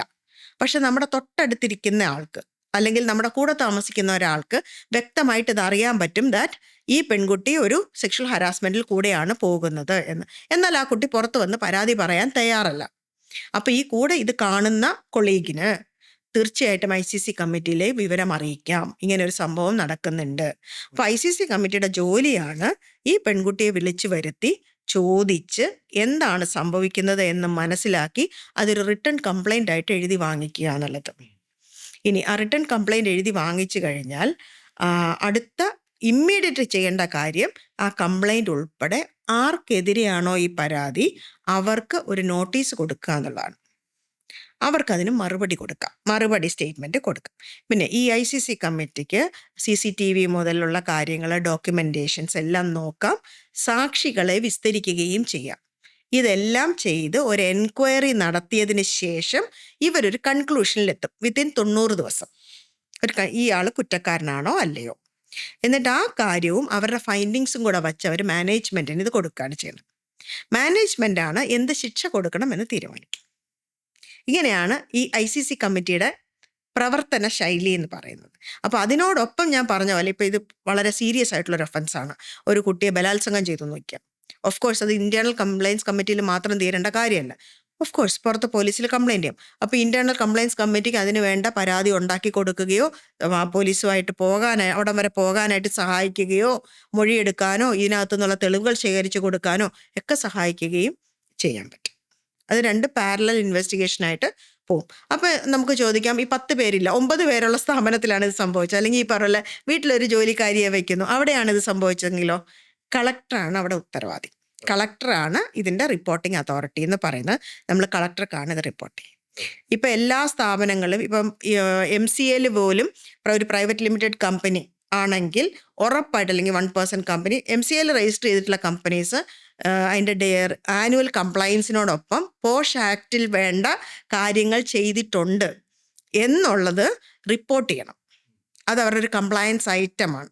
അത് ചെയ്തില്ല എന്നുണ്ടെങ്കിൽ 50,000 രൂപയാണ് ഫൈൻ. ഇനി ഒരേ സ്ഥാപനത്തിന് തന്നെ പല ബ്രാഞ്ചുകൾ ഉണ്ടാവാം. അപ്പം ഞങ്ങൾക്ക് ഹെഡ് ഓഫീസിൽ ICC കമ്മിറ്റി ഉണ്ട്, അങ്ങനെ പറ്റില്ല. എല്ലാ ബ്രാഞ്ചിലും അവർക്കത് വേണം. ഓരോ ബ്രാഞ്ചിലും. കാരണം എന്താണെന്ന് വെച്ചാൽ ഒരു സ്ത്രീക്ക് ഒരു പ്രശ്നമുണ്ട്, ഇവിടുന്ന് പിന്നെ അവർ അടുത്ത ബ്രാഞ്ചിൽ പോയി പരാതി പറയാൻ പറ്റില്ല. അപ്പം അവിടെ തന്നെ അതിനുള്ളൊരു അവസരം ഉണ്ടാവണം. പിന്നെ കോൺഫിഡൻഷ്യാലിറ്റി ഇതിൻ്റെ ഒരു പ്രധാന ഘടകമാണ്. ഇപ്പം ഒരിടത്തൊരു പ്രശ്നം വന്നപ്പോൾ ഉണ്ടായ എന്താണെന്ന് വെച്ചാൽ ICC കമ്മിറ്റി വിവരം അറിയുന്നതിന് മുമ്പേ ആൾക്കാരുടെ ഇടയ്ക്കാണിത് ചർച്ച, ഭയങ്കരമായ ചർച്ച. അത് 10-22 പേരുള്ള ഒരു ഗ്രൂപ്പിലേക്ക് ഒരു പോൺ വീഡിയോ ഒരാൾ പോസ്റ്റ് ചെയ്തതാണ്. അയാൾ പറയുന്നു അറിയാതെ പോസ്റ്റായി പോയതാണെന്ന് പറയുന്നു. പക്ഷേ വാട്സപ്പ് ഗ്രൂപ്പിൽ പോൺ വീഡിയോ ഇട്ടു. അപ്പം ആ ഗ്രൂപ്പിലുണ്ടായിരുന്ന പെൺകുട്ടികൾ പരാതിപ്പെട്ടു. പോൺ വീഡിയോ കാണിക്കുക എന്നുള്ളത് ഒരു സെക്ഷൽ ഹറാസ്മെന്റിന്റെ പരിധിയിൽ വരുന്നൊരു കാര്യമാണ്. അവരത് പരാതിപ്പെട്ടു. അപ്പം ഇയാൾ പറഞ്ഞത് ഞാൻ വേറെ ആർക്കോ ഫോർവേഡ് ചെയ്തതാണ്, അതറിയാതെ കൈതട്ടി ഇതായി പോയതാണ് എന്തൊക്കെയോ പറഞ്ഞു. പക്ഷേ ഈ എന്ത് വീഡിയോ ആണ് അവിടെ വന്നത്, ആരാണത് പോസ്റ്റ് ചെയ്തത്, എത്ര പേര് ആ ഗ്രൂപ്പിൽ അത് തുറന്നു, ആരൊക്കെ ഡിലീറ്റ് ചെയ്തു, എങ്ങനെയാണ്, എത്ര മണിക്കാണ്, ഈ കാര്യങ്ങളെല്ലാം ആ ഓർഗനൈസേഷൻ മൊത്തമായിരുന്നു ചർച്ച. മറ്റേ ഇൻട്രസ്റ്റിംഗ് ടോപ്പിക് അല്ലേ. അപ്പോൾ അങ്ങനെ ഒരിക്കലും ഉണ്ടാവാൻ പാടില്ല.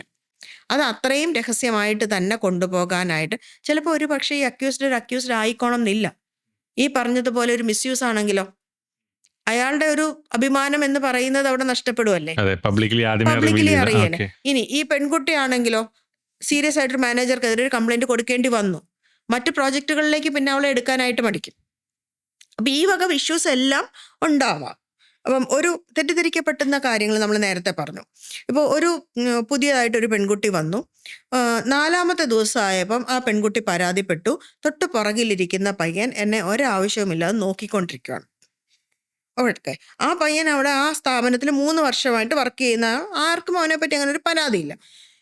പക്ഷെ ഇങ്ങനെ ഒരു പരാതി കിട്ടി അന്വേഷിക്കാതിരിക്കാൻ സാധ്യല്ല. അപ്പം അന്വേഷിച്ചു, ഇവർക്കും കണ്ടെത്താൻ പറ്റുന്നില്ല എന്താണ് പ്രശ്നം. പക്ഷേ ഈ കുട്ടി പറയുന്നു ഇയാൾ എന്നെ നോക്കിക്കൊണ്ടിരിക്കുകയാണ്. അപ്പം അയാൾ ഡിനൈയും ചെയ്യുന്നു, വേറെ സാക്ഷികളും അങ്ങനെയൊന്നുമില്ല. അപ്പം ഒരു പ്രശ്നപരിഹാരം എന്നുള്ള നിലയ്ക്ക് ആ പെൺകുട്ടിക്ക് താല്പര്യമുണ്ടായിരുന്ന വേറൊരു പ്രോജക്റ്റിലേക്ക് അവരെ മാറ്റി, വേറൊരു സ്ഥലത്തേക്ക് മാറ്റി. അപ്പം ഈ ഇരിക്കുന്ന ഏരിയയിലല്ല വേറൊരു ഏരിയയിലേക്ക് മാറ്റി. കുറച്ച് കഴിഞ്ഞപ്പോൾ പുള്ളിക്കാരി വേറൊരാളെ പറ്റി ഇതേ ആരോപണം തന്നെയാണ് പറയുന്നത്. അപ്പോൾ ആൾക്കാർക്ക് ഡൗട്ടായി ഇതെന്തുകൊണ്ടാണ് ഇങ്ങനെയെന്നുള്ളത്. പിന്നെ ഒരു സൈക്കോളജിക്കൽ കൗൺസിലിംഗ് ഒക്കെ കൊടുത്തപ്പോൾ മനസ്സിലായി അത് ആ കുട്ടിയുടെ ഹലൂസിനേഷനിൽ ഉണ്ടായിരുന്ന ഒരു പ്രശ്നം. പുള്ളിക്കാരിക്ക് കുറച്ചൊരു ബിഹേവിയറൽ ഡിസോർഡർ ഉള്ള ഒരു കുട്ടിയായിരുന്നു. അപ്പൊ അതിൽ നിന്നുണ്ടായ ഒരു പ്രശ്നമാണ്. ആയേനെ. അപ്പൊ അത്രയും ഉത്തരവാദിത്വത്തോടു കൂടി ആ ICC കമ്മിറ്റി അന്നേരം പെരുമാറിയത് കൊണ്ടാണ് അന്നതൊരു ഇഷ്യൂ അല്ലാതായത്. അപ്പൊ ഇങ്ങനത്തെ പ്രശ്നങ്ങൾ വരാം. പിന്നെ മനഃപൂർവമായിട്ട് ഇപ്പോൾ ഒരു പ്രോജക്റ്റിൽ മോശമായിട്ട് ഒരു സ്ത്രീ പെരുമാറുന്നു, എല്ലാവരുടെയും മുമ്പിൽ വെച്ച് മാനേജർ അവളെ വഴക്ക് പറയുന്നു. ഓക്കെ, പിറ്റേ ദിവസം അവർ നേരെ കൊണ്ട് ICC കമ്മിറ്റിയിൽ ഒരു പരാതി കൊടുക്കുന്നു, മാനേജർ എന്നോട് സെക്ഷലി ഹരാസ് ചെയ്തു എന്ന് പറഞ്ഞൊരു പരാതി കൊടുക്കുന്നു. അപ്പം എന്നെ സെക്ഷലി ഹരാസ് ചെയ്യാൻ വേണ്ടി എന്നെ രാത്രി വിളിച്ചിട്ട് ഞാൻ പോകാത്തത് കൊണ്ടാണ് പിറ്റേ ദിവസം എല്ലാവരുടെയും മുമ്പിൽ വെച്ച് എന്നെ വഴക്ക് പറഞ്ഞത് എന്നാണ് പരാതി. ശരിക്കും നടന്ന കഥയാണ്. പക്ഷെ യഥാർത്ഥത്തിൽ സംഭവിച്ചത് എന്താണ്? അവരുടെ വർക്ക് മോശമായത് കൊണ്ട്, ഡെഡ് ലൈൻ മീറ്റ് ചെയ്യാൻ പറ്റാത്തത് കൊണ്ട് അദ്ദേഹം വഴക്ക് പറഞ്ഞു എന്നുള്ളത് ശരിയാണ്. പക്ഷെ അതിനു വേണ്ടി ഒരു പ്രതികാര നടപടി എന്നുള്ള നിലയ്ക്കാണ് പുള്ളിക്കാരി ഈ പരാതി കൊടുത്തത്. അവിടെ ഇതുവരെയുള്ള വർക്കും റിപ്പോർട്ടുകളും മറ്റുള്ളവരുടെ മൊഴിയും എല്ലാം എടുത്തിട്ടാണ് ഇത് മനസ്സിലായത് ഇതിങ്ങനെയാണെന്ന്. അവസാനം ഷീ കൺഫെസ്ഡ്, ഇതായിരുന്നു കാര്യം എന്നുള്ളത് ഷീ കൺഫെസ്ഡ്. പക്ഷെ അപ്പോൾ എന്താണ്, ഈ ആക്ട് തന്നെ അതിനകത്തൊരു പ്രതിവിധി പറയുന്നുണ്ട്. ഒരാൾ കുറ്റക്കാരനാണെന്ന് കണ്ടാൽ എന്തൊക്കെ ശിക്ഷ അയാൾക്ക് കൊടുക്കാമോ അതേ ശിക്ഷ തന്നെ ഇത് ഈ ആക്ട് മിസ്യൂസ് ചെയ്യുന്ന ആൾക്കും കൊടുക്കാം. അങ്ങനെ എന്തെങ്കിലും ഒന്നും ഇല്ലെങ്കിൽ ഇത് മുമ്പോട്ട് പോവില്ലല്ലോ. അതെ. പോഷ ആക്ടിനെ കുറിച്ചുള്ള ഒരു സെഷന് പോയപ്പോഴേ അപ്പം ആ സെഷൻ എടുത്ത പുള്ളിക്കാരി ഒരു എക്സാമ്പിൾ പറയായിരുന്നു. അതായത് ഒരു റിസപ്ഷൻ, ആ റിസപ്ഷനിൽ കുറേ പേര് ചായ കുടിച്ചിട്ട് അവിടെ വന്ന് സംസാരിക്കുന്നു. അവരെന്തൊക്കെയോ സംസാരിക്കുന്നു. ഏതോ ഒരു സിനിമയിലേക്ക് ആൺകുട്ടികളും പെൺകുട്ടികളും ഒക്കെ ഉണ്ട്. അവിടെ റിസപ്ഷനിസ്റ്റ് ഉണ്ട്. പുള്ളിക്കാരിയുടെ ജോലി ചെയ്യുന്നു. അപ്പോൾ ഇവർ ഈ സംസാരം സിനിമയിലേക്കും സിനിമയിൽ നിന്ന് സിനിമാ നടിയിലേക്കും മാറി. അപ്പോൾ സിനിമാ നടിയിലേക്ക് വന്നപ്പോഴത്തേക്കും അവിടെ നിന്ന ഒരു പെൺകുട്ടി പറഞ്ഞു, ആ സിനിമാ നടിയേക്കാൾ നല്ല ചരക്കാണ് ഈ റിസപ്ഷനിൽ നിൽക്കുന്ന പെൺകുട്ടി എന്ന് പറഞ്ഞു.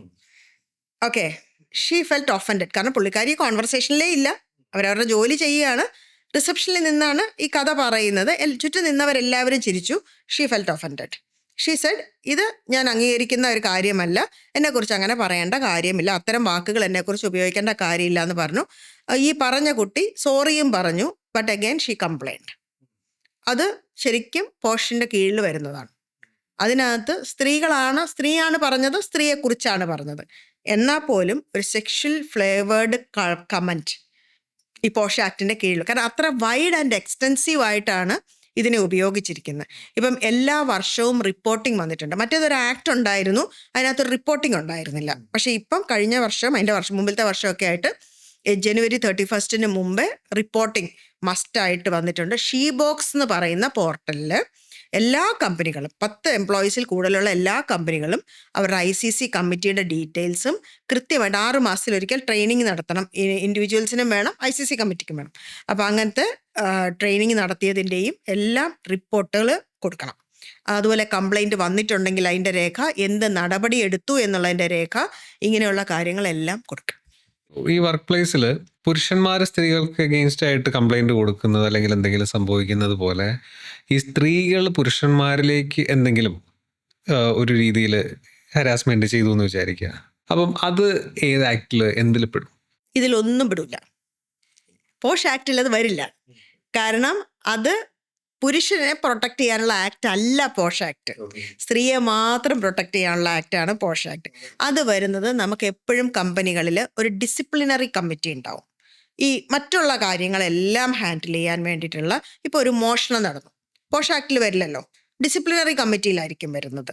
അതേപോലെ രണ്ട് പുരുഷന്മാർ തമ്മിൽ അടിയുണ്ടാക്കുന്നു, വഴക്കുണ്ടാക്കുന്നു, ഡിസിപ്ലിനറി കമ്മിറ്റിയിലേ വരുള്ളൂ. ഒരു ക്ലയൻറ്റിനോട് മോശമായിട്ട് പെരുമാറുന്നു, ഡിസിപ്ലിനറി കമ്മിറ്റിയിലേ വരുള്ളൂ. എന്ന് പറഞ്ഞതുപോലെ ഒരു സ്ത്രീ ഒരു പുരുഷനോട് മോശമായിട്ട്, അതേ സെക്ഷൽ ആയിക്കോട്ടെ എന്ത് തരത്തിലുള്ളതായിക്കോട്ടെ, ഡിസിപ്ലിനറി കമ്മിറ്റിയിലേ വരുള്ളൂ, പോഷ് ആക്ടിൽ വരില്ല. കാരണം posh act exclusively for woman. നമ്മൾ ക്ലാസ് എടുക്കുന്ന സമയത്ത് പലരും പുരുഷന്മാരും എല്ലാവരും കാണുമല്ലോ. അപ്പോൾ അവരെപ്പോഴും ചോദിക്കുന്നത് എന്തിനാണ് ഇങ്ങനെ ഒരു വേർതിരിവ്? കാരണം സ്ത്രീ എന്ന് പറയുമ്പോൾ തന്നെ, അല്ലെങ്കിൽ സ്ത്രീ ഒരു തൊഴിലിടത്തിലേക്ക് വരുമ്പോൾ തന്നെ അവർ പുരുഷനോടൊപ്പമല്ല വരുന്നത്. പല സ്ഥലങ്ങളിലും സാലറിയിലും സ്ത്രീയേക്കാൾ താഴ്ന്നതാണ്. ഇനി അവൾക്ക് പല സ്ഥലത്തും കരിയർ ബ്രേക്കുകൾ വരും. ഒരു കുട്ടിയുണ്ടായി 2-3 വർഷത്തെ ഒരു കരിയർ ബ്രേക്ക്, അത് കഴിഞ്ഞ് അവൾ വരുമ്പോഴത്തേക്കും അവൾ ഒരു പക്ഷേ ഒപ്പം കയറിയ പുരുഷനോടൊപ്പം ആയിരിക്കില്ല, ഒരുപാട് താഴെ ആയിരിക്കും. പിന്നെ വീടുകളിലെ പലപ്പോഴും കുഞ്ഞുങ്ങളുടെ ഉത്തരവാദിത്തം, ഓൾഡ് ഏജ് ആൾക്കാരുണ്ടെങ്കിൽ അവരുടെ ഉത്തരവാദിത്തമൊക്കെ റെസ്പോൺസിബിലിറ്റി എപ്പോഴും സ്ത്രീക്കായിരിക്കും. അപ്പം ഇങ്ങനെയുള്ള ഒരുപാട് ചലഞ്ചിൻ്റെ മുകളിലായിരിക്കും സ്ത്രീ തൊഴിലിടത്തിലേക്ക് വരുന്നത്. അപ്പം അതുകൊണ്ടാണ് അവളെ പ്രൊട്ടക്റ്റ് ചെയ്യാൻ വേണ്ടിയിട്ട് ഇങ്ങനത്തെ ആക്ടുകൾ ഗവൺമെൻറ് ഉണ്ടാക്കിയിട്ടുണ്ട്. ആരെങ്കിലും പുറമെ നിന്നുള്ള ആൾക്കാർ ഒരു ഓഫീസിലേക്ക് വന്നിട്ടാണ് ഇതുപോലെ ഒരു അതിക്രമം ഒരു സ്ത്രീയോട് കാണിക്കുകയാണെങ്കിൽ അത് എന്ത് ചെയ്യും? പോലീസിൽ തന്നെ പറ്റുള്ളൂ. പോസ്റ്റിൽ വരില്ല. കാരണം ആ ആളുടെ മുകളിൽ ഇവർക്ക് കൺട്രോൾ ഇല്ല. ഓഫീസിൽ വെച്ച് നടന്നാൽ പോലും അവർക്ക് കൺട്രോൾ ഇല്ലല്ലോ. അയാൾ അത് ചെയ്തിട്ട് ഇറങ്ങി പോവുകയാണെന്ന് വെച്ചോ, എവിടെ പോയാണ് ഈ ICC കമ്മിറ്റിയിലുള്ള ആൾക്കാർക്ക് അവരെ പിടിക്കാൻ പോവുക? അയാൾക്കെതിരെ തെളിവ് ശേഖരിക്കാൻ എവിടെയാണോ ചെയ്യാൻ പറ്റുക? അത് പോലീസിലെ തന്നെയല്ലേ പറ്റുള്ളൂ. ആരാണോ ആ കുറ്റകൃത്യം ചെയ്യുന്നത് ആ വ്യക്തിയുടെ മേലിൽ കൺട്രോൾ വേണം.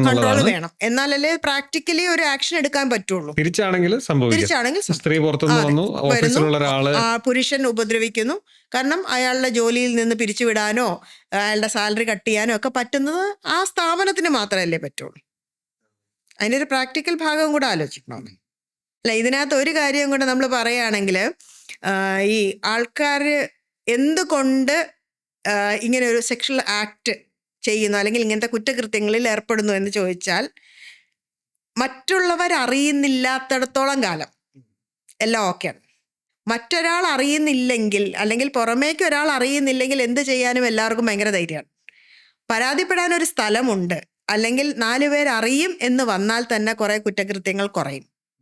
നമ്മൾ പറയാറില്ലേ, മറ്റേ അർദ്ധരാത്രിക്ക് സൂര്യൻ ഉദിച്ചാൽ അറിയാം ആരൊക്കെ എവിടുന്നൊക്കെ ഓടുന്നു പറയുന്ന പോലെ. അതെ. അപ്പം ആരൊക്കെ എന്തൊക്കെയാണ് ചെയ്യുന്നത് എന്നുള്ളത്, അല്ലെങ്കിൽ എവിടെയൊക്കെയാണ് പ്രശ്നങ്ങൾ ഉണ്ടാകുന്നതെന്ന് അറിയാവുന്നത്. അപ്പം നമ്മളുടെ സദാചാര മൂല്യവും അതുപോലെയാണ്. വലിയ കാര്യങ്ങൾ ഘനഗംഭീരമായിട്ട് പ്രസംഗിക്കുന്ന ആൾക്കാർ ഒരു അവസരം കിട്ടിയാൽ, എന്നാൽ ഞാനൊന്ന് ട്രൈ ചെയ്ത് നോക്കാം എന്ന് പറയുന്ന ആൾക്കാർ ഇഷ്ടംപോലെ ഉണ്ട്. നമ്മുടെ സമൂഹത്തിൽ തന്നെ ഇഷ്ടംപോലെ ഉണ്ട്. സ്ത്രീയിലും ഉണ്ട്, പുരുഷനിലും ഉണ്ട്. അപ്പം ആ സ്വഭാവം അവൻ വർക്കിടത്തിലേക്ക് കൊണ്ടുവരാം, ഈ തൊഴിലിടത്തിലേക്ക് കൊണ്ടുവരാതിരിക്കണമെങ്കിൽ ഇത്തരം ചില ആക്റ്റുകളും പ്രൊട്ടക്ഷനുകളും ഒക്കെ സ്ത്രീകൾക്കുണ്ടാവണം. എന്നാലേ അവർക്കിത് മുമ്പോട്ട് വരാനും അഭിമാനത്തോടുകൂടി തല ഉയർത്തിപ്പിടിച്ച് ജീവിക്കാനും സാധിക്കുള്ളൂ. നമ്മൾ ഇതുപോലെ ഒരു സ്ഥലത്ത് നിന്ന് കിട്ടിയ ഫീഡ്ബാക്കാണ്. എവറി 6 മാസം നമ്മൾ ട്രെയിനിങ് കൊടുക്കുമല്ലോ. അപ്പം ഇതേപോലെ ട്രെയിനിങ് കൊടുക്കും. അപ്പം നമ്മളിങ്ങനെ പറയും, നിങ്ങളിങ്ങനെ സ്ത്രീകളെ ബഹുമാനത്തോടു കൂടി വേണം കാണാനായിട്ട്. നിങ്ങളുടെ വീട്ടിലുള്ള സ്ത്രീകളാണെങ്കിലും ഒരിക്കലും ഒരു അടിമയും അതിൻ്റെ ഉടമയെ സ്നേഹിച്ചിട്ടില്ല, നിങ്ങൾ മനസ്സിലാക്കണം. അടിച്ചമർത്തി വയ്ക്കാൻ ശ്രമിച്ചാലും ഒരിക്കലും നിങ്ങളോട് റെസ്പെക്റ്റ് ഉണ്ടാവില്ല. ഇങ്ങനെയൊക്കെ നമ്മൾ പറഞ്ഞു കൊടുക്കാറുണ്ട്, ഒരുപാട് കാര്യങ്ങൾ ഇങ്ങനെ പറഞ്ഞു കൊടുക്കാറുണ്ട്. അപ്പം ഫാമിലിയിലും കൂടെ ഇതെങ്ങനെ ഉപയോഗിക്കാം. ഇപ്പം ഫോർ എക്സാമ്പിൾ ഒരു ഓൾഡ് സ്റ്റുഡൻസ് എല്ലാം കൂടെ മീറ്റ് ചെയ്യും. ഭർത്താവിന് വേറെ ഒന്നും നോക്കാനില്ല, ഞാൻ ഇന്ന ദിവസം കാണൂല എന്ന് പ്രഖ്യാപിച്ചാൽ മതി, അവരങ്ങ് പോകുന്നു. പക്ഷെ ഒരു സ്ത്രീയെ സംബന്ധിച്ചിടത്തോളം അങ്ങനെ പ്രഖ്യാപിച്ചിട്ട് പോകാൻ പറ്റില്ല. അപ്പം ഞാൻ പൊക്കോട്ടെ, ഇനി ഇത്രയും ദിവസം ഞാൻ കുട്ടിയെ ഒന്ന് നോക്കാവോ, അല്ലെങ്കിൽ മറ്റേ മദർ ഇൻ ലോ വന്ന് നിൽക്കാവോ, ഇങ്ങനത്തെ കുറേ സാധനങ്ങൾ ഇതിനകത്തുണ്ട്.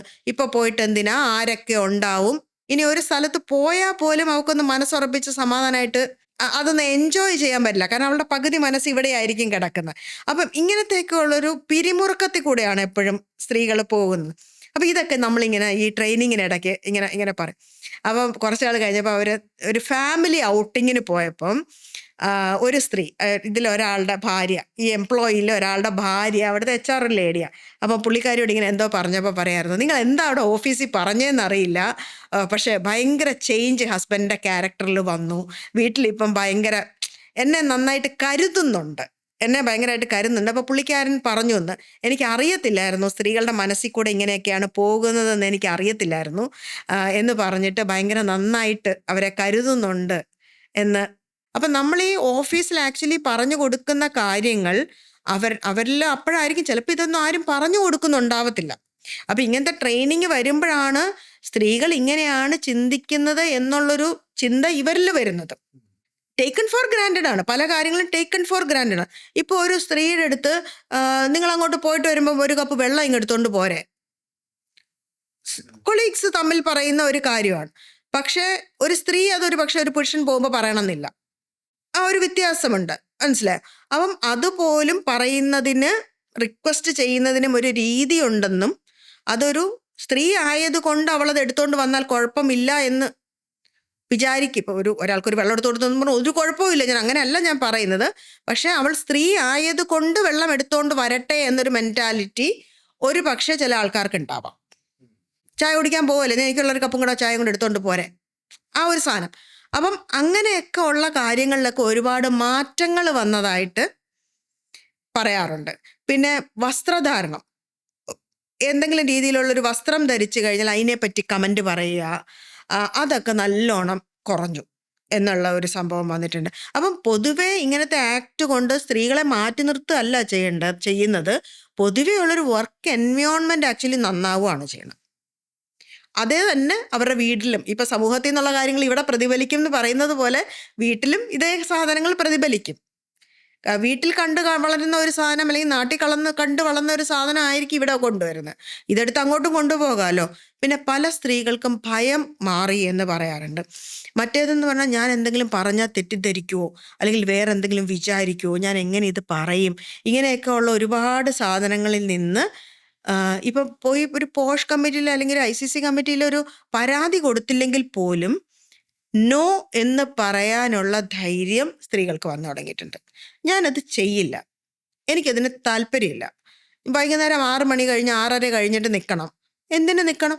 5 മണിക്ക് തീർക്കാവുന്ന പണിയല്ലേ ഉള്ളൂ, ഞാൻ 5 മണിക്ക് ഇത് തീർത്തിട്ട് പോകാം, ഇല്ലെങ്കിൽ നാളെ രാവിലെ വന്നിട്ട് ചെയ്യാം എന്ന് നേരെ നിന്ന് പറയാനുള്ള ആർജവം അത് ഈ ആക്ട് കൊടുത്തിട്ടുണ്ട്. കാരണം എല്ലാവരും ഇതിനെക്കുറിച്ച് സംസാരിക്കുകയാണ്, ഇത് കേൾക്കുന്നവർക്കും അറിയാം, ഇത് അനുഭവിക്കുന്ന ആൾക്കും അറിയാം ഇങ്ങനെ ഒരു സാധനം ഇവിടെ ഉണ്ടെന്നും മറ്റൊരു രീതിയിലാണ് വരുന്നതെങ്കിൽ ഒരു പക്ഷേ ഒരു പരാതി വന്നേക്കാമെന്നും അവർക്കറിയാം. പിന്നെ മിസ്യൂസ് ചെയ്യുന്നത് മാത്രമല്ല, പലപ്പോഴും സംഭവിക്കുന്ന ഗ്രേ ഏരിയാസ് ഉണ്ട്. ഞാൻ നേരത്തെ പറഞ്ഞ പോലെ പ്രണയം കൺവേർട്ടഡ് ടു വൈരാഗ്യം, പിന്നെ ട്രയാങ്കിൾ പ്രണയങ്ങൾ. ഒരു സ്ഥലത്ത് ശരിക്കും നടന്ന ഒരു സംഭവമാണ്. ഒരു സ്ത്രീക്ക് ഒരാളോട് ഇഷ്ടമാണ്, വേറൊരാൾക്ക് ഈ സ്ത്രീയോടും ഇഷ്ടമാണ്. ഇഷ്ടമുള്ള 2 പേർ എവിടെ പോയാലും മറ്റേയാൾ അവിടെ ഉണ്ടാവും. ഈ മറ്റേയാൾ അവിടെ ഉണ്ടാകുമെന്ന് മാത്രമല്ല, അയാൾ എപ്പോഴും ഈ സ്ത്രീയെക്കുറിച്ച് മറ്റുള്ള ആൾക്കാരുടെ അടുത്തെല്ലാം ഇങ്ങനത്തെ ഓരോ ഗോസിപ്പുകൾ സ്പ്രെഡ് ചെയ്യാനും തുടങ്ങി. അപ്പം അതൊരു കംപ്ലൈൻ്റ് ആയിട്ട് വന്നു. വന്നു കഴിഞ്ഞപ്പോഴത്തേക്കും പിന്നെ ശരിക്കും അതിനകത്തൊരു സൈക്കോളജിക്കൽ കൗൺസിലിംഗ് പോലത്തെ കാര്യങ്ങളൊക്കെ കൊടുക്കേണ്ടി വന്നു. കാരണം അയാൾക്ക് ഈ സ്ത്രീ എന്ന് പറയുന്ന ഒരു അഡിക്ഷൻ പോലെയായിരുന്നു.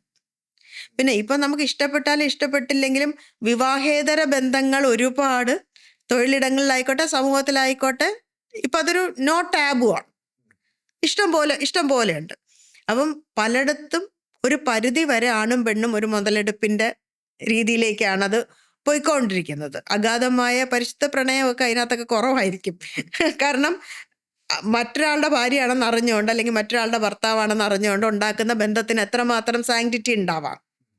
അപ്പം അങ്ങനെ ചെന്ന് ചാടുന്ന കാര്യങ്ങളിൽ ഒരു പരിധി കഴിയുമ്പം ആരെങ്കിലും ഒരാൾ പിന്മാറുകയും മറ്റേ ആൾക്കെതിരെ ലൈംഗിക അപവാദ കേസുകൾ കൊടുക്കുകയും ചെയ്യാം. ഇനി പല സ്ത്രീകളുമായിട്ട് ബന്ധം വയ്ക്കുന്ന പുരുഷന്മാരുണ്ടാവാം. ഇയാൾക്ക് പല സ്ത്രീകളുമായിട്ട് ബന്ധമുണ്ടെന്ന് കരുതിയിട്ട് തന്നെ അറിഞ്ഞിട്ടും തന്നെ ആയിരിക്കാം ഈ സ്ത്രീകൾ ഒരു പക്ഷേ വരുന്നത്, ഇല്ലെങ്കിൽ അറിയാതെ വന്ന് വീണു പോകുന്ന ആളുകളും ഉണ്ടാകാം. എന്നെ മാത്രമേ പ്രേമിക്കുന്നുള്ളൂ. ബാക്കി ഈ പ്രണയത്തിന്റെ ഒരു പ്രശ്നം എന്ന് പറയുന്നത് പിന്നെ മുമ്പിൽ കാണുന്ന ഒന്നും കാണില്ലല്ലോ. പിന്നെ ഇതെല്ലാം കഴിഞ്ഞ് ബോധം എന്നൊരു ലെവലിലേക്ക് വരുമ്പോഴത്തേക്കുമാണ് കാണുന്നത്. അപ്പോൾ ആ സമയം നമ്മൾ കാണുന്നില്ലേ, സമൂഹത്തിൽ തന്നെ നല്ല വിദ്യാഭ്യാസമുള്ള സ്ത്രീകൾ, ഇവരൊക്കെ എന്തിനാ ഇങ്ങനെ പോകുന്നത് നമുക്ക് പലപ്പോഴും നമുക്ക് തോന്നിയിട്ടുണ്ട്. എന്നിട്ട് എന്നെ പറ്റിച്ചു എന്ന് പറയുന്നതിൽ എന്താ അർത്ഥം? ഇത് പറ്റിപ്പാണെന്ന് ആദ്യമേ അറിയില്ലേ എന്ന് നമുക്ക് തന്നെ തോന്നിയിട്ടുണ്ട്. പക്ഷെ ആ സമയത്ത് അവർക്കത് കാണാൻ സാധിക്കുന്നില്ല. അപ്പോഴാണ് പരാതികളുമായിട്ട് വരുന്ന സംഭവങ്ങളുണ്ടാകും. അപ്പോൾ ഈ പരാതികളും പോഷിൻ്റെ പരിധിയിലേക്ക് വരുമ്പോഴും ICCക്കാണ് അതിൻ്റെ പാട്. കാരണം ഇതിൽ ഏതാണ് കൺസെൻഷ്യൽ ആയിട്ടുള്ളത്, ഏതാണ് ഹരാസ്മെൻ്റ് ആയിട്ട് വന്നത്, ഇതെല്ലാം വേർതിരിക്കുക എന്ന് പറയുന്നത് ഒരു ജോലി തന്നെയാണ്. അതൊരു ചെറിയ ജോലിയും അല്ല. അപ്പോൾ നേരത്തെ കൗമാരക്കാരായ ആളുകൾ പ്രണയത്തിൽ ഏർപ്പെടുകയും അവർക്കൊരു സെക്ഷൽ റിലേഷൻഷിപ്പ് ഉണ്ടാവുകയും ഒക്കെ ചെയ്തു കഴിഞ്ഞു കഴിഞ്ഞാൽ അത് വലിയ അപരാധമായിട്ട് എപ്പോഴും ഈ ആൺകുട്ടി ജയിലിൽ പോവുക, ഇങ്ങനത്തെ സംഭവങ്ങളൊക്കെ. പക്ഷെ ഇപ്പം അതിനെ കുറച്ചും കൂടി അനുഭവപൂർവ്വമായിട്ടാണ് പല കോടതികളും എല്ലാം നോക്കി കാണുന്നത്. കാരണം ആ പ്രായത്തിൻ്റെ ഒരു ഇതിൽ അവർ ചെയ്തു പോകുന്ന കാര്യങ്ങളായിട്ടും അതൊരു എന്താണ് അത്രയും സീരിയസ് ആയിട്ടുള്ള ഒരു കുറ്റകൃത്യമായിട്ട് കണക്കാക്കണം എന്നൊക്കെയുള്ള ഡിബേറ്റുകൾ ഇപ്പോൾ പല സ്ഥലങ്ങളിലും നടക്കുന്നുണ്ട്. ഒരേ പ്രായത്തിലുള്ള ആൾക്കാർ തന്നെയാണ് നമ്മുടെ തൊഴിലിടങ്ങളിലും ഉള്ളത്. വലിയ വ്യത്യാസം വരുന്നില്ല. അപ്പോൾ ഈ സംഭവങ്ങളെല്ലാം ഇതിനകത്തൂടെ സംഭവിക്കുന്നുണ്ടെന്നാണ് ഞാൻ പറഞ്ഞത്. പോഷ് ആക്ട് അല്ലാതെ ഒരു സ്ത്രീയെ സുരക്ഷിതയാണെന്ന് ഉറപ്പുവരുത്താനായിട്ട് വേറെ എന്തൊക്കെ നിയമങ്ങളുണ്ട്? ഇപ്പം സ്ത്രീയെ മൊളസ്റ്റ് ചെയ്യുക, അല്ലെങ്കിൽ അവളെ ആക്രമിക്കാൻ ശ്രമിക്കുക, അനാവശ്യമായിട്ട് അവളുടെ ശരീരത്തിൽ തൊടുക, ഇങ്ങനത്തെ കാര്യങ്ങളെല്ലാം വരുന്നത് നമ്മളുടെ BNSS പ്രകാരം കുറ്റകൃത്യം തന്നെയാണ്. അപ്പോൾ പോലീസിന് ആക്ട് ചെയ്യാവുന്ന കുറ്റങ്ങൾ തന്നെയാണ് അത് ആ കാര്യങ്ങൾ. അപ്പം അത് വേറൊരു രീതിക്കാണ് പോകുന്നത് എന്നുള്ളത് മാത്രമേ ഉള്ളൂ. അത് പോലീസ് അന്വേഷണം, തെളിവെടുപ്പ്, മൊഴിയെടുപ്പ്, ഇങ്ങനത്തെ കാര്യങ്ങളെല്ലാമേ ഞാൻ വരുന്നുള്ളൂ. അപ്പം ഞാൻ നേരത്തെ പറഞ്ഞതുപോലെ തെളിയിക്കപ്പെടുന്നത് വരെ അയാൾ കുറ്റാരോപിതൻ മാത്രമാണ് ആ വ്യക്തി. അത് തെളിയിക്കേണ്ട ബാധ്യത സ്ത്രീക്കും ആ സ്റ്റേറ്റിനുമാണ് വരുന്നത്. അവിടെ സ്റ്റേറ്റ് ആണ് കംപ്ലൈനൻ്റ് ആയിട്ട് വരുന്നത്. അപ്പം സ്റ്റേറ്റ് ആണ് അവിടെ വാദി, സ്ത്രീ വിറ്റ്നസ് ആവുന്നുള്ളൂ. അപ്പം അത് തെളിയിക്കേണ്ടത് ഒരു പക്ഷേ ഇപ്പോൾ ഒരു ബ്രൂട്ടലായിട്ടുള്ള റേപ്പ് നടന്നു എന്ന് തന്നെ വയ്ക്കാം. ഫോറൻസിക് എവിഡൻസ് അതിനകത്ത് വേണം, മെഡിക്കൽ എവിഡൻസ് വേണം, സ്ത്രീയുടെ ശരീര പരിശോധന നടത്തിയിട്ടുണ്ടാവണം, സാഹചര്യം ഉണ്ടാവണം, ഇയാൾ തന്നെയാണത് ചെയ്തതെന്നുള്ളത് ഉണ്ടാവണം. ഇതെല്ലാ കാര്യങ്ങളും തെളിയിച്ച് വരുമ്പോഴത്തേക്കും എത്ര വർഷമെടുക്കും.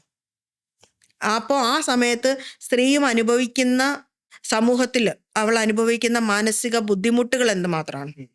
പണ്ട് ബസ്സിൽ വെച്ച് ഒരു സ്ത്രീ അപമാനിക്കപ്പെട്ടിട്ട് ആ സ്ത്രീ പറഞ്ഞൊരു വാചകം ഞാൻ ഇപ്പോഴും ഓർക്കുന്നു. ബസ്സിൽ വച്ച് എൻ്റെ ശരീരത്തിലേക്ക് സെമൻ ഒഴിക്കുകയാണ് അയാൾ ചെയ്തത്. അയാൾ എന്നെ ഏറ്റവും കുറച്ച് ഉപദ്രവിച്ച ആളായി മാറി എന്നുള്ളതാണ്. അവരുടെ കൂടെ വർക്ക് ചെയ്ത ആൾക്കാർ, ആ ബസ്സിലുണ്ടായിരുന്ന മറ്റുള്ള ആൾക്കാർ, ബന്ധുക്കൾ, സ്വന്തം ഭർത്താവ് വരെ അവരെ തള്ളി പറയുന്ന ഒരു സാഹചര്യമുണ്ടായി. അപ്പോൾ അവരന്ന് അങ്ങനെ പറഞ്ഞിട്ടുണ്ടായിരുന്നു, എന്നെ ഏറ്റവും കൂടുതൽ ഉപദ്രവിച്ചത് എന്നെ ഏറ്റവും അടുത്തറിയാവുന്ന മറ്റുള്ള ആൾക്കാരാണ്. അതൊരു പ്രശ്നം വന്നപ്പം നമ്മുടെ ഒപ്പം നിൽക്കേണ്ട ആൾക്കാരൊരു പക്ഷേ നമ്മുടെ കൂടെ നിൽക്കാത്തൊരു സാഹചര്യം പലപ്പോഴും ഉണ്ടാവാം. ഒരു സ്ത്രീയെ സംബന്ധിച്ചത് പ്രത്യേകിച്ച് അങ്ങനെ തന്നെയാണ്. നമ്മുടെ കുടുംബത്തിൽ പ്രശ്നം നടക്കുമ്പോൾ ഒരു ഭർത്താവ് തമ്മിൽ ഭർത്താവ് ഭാര്യയെ ഒരുപാട് മർദ്ദിക്കുമെന്ന് വെച്ചോ, അത് പല ആൾക്കാരും ഇപ്പോൾ പുറത്തോട്ട് പറയുന്നില്ല, അല്ലെങ്കിൽ അതിനെ ഒരു ഡിവോഴ്സിലോട്ട് പോകുന്നില്ല, അല്ലെങ്കിൽ സഹിച്ച് ജീവിക്കുകയാണ്. അതിൽ നിന്നൊക്കെ എങ്ങനെ ഇത് പുറത്ത് വരാൻ പറ്റും ഒരു സ്ത്രീക്ക്? അവയർനെസ് തന്നെയാണ് ഏറ്റവും പ്രധാനപ്പെട്ട ഒരു കാര്യം. രണ്ടാമത് സാമ്പത്തിക സുരക്ഷിതത്വം. പല സ്ത്രീകളും ഈ പ്രശ്നങ്ങളിൽ നിന്ന് പുറത്തേക്ക് വരാൻ മടിക്കുന്നത് സാമ്പത്തികമായിട്ട് സുരക്ഷിതത്വം ഇല്ലാത്തത് കൊണ്ടാണ്. ഇപ്പം സാമ്പത്തിക സുരക്ഷയുള്ള ഒരു സ്ത്രീ ഒരിക്കലും അങ്ങനെ അടികൊണ്ട് എന്ന സമൂഹം എന്ത് പറയും എന്ന് വിചാരിച്ച് കിടക്കുന്ന ഒരു സാഹചര്യം പണ്ടുണ്ടായിരുന്നു. ഇപ്പം അത് ഒരുപാട് മാറിയിട്ടുണ്ട്.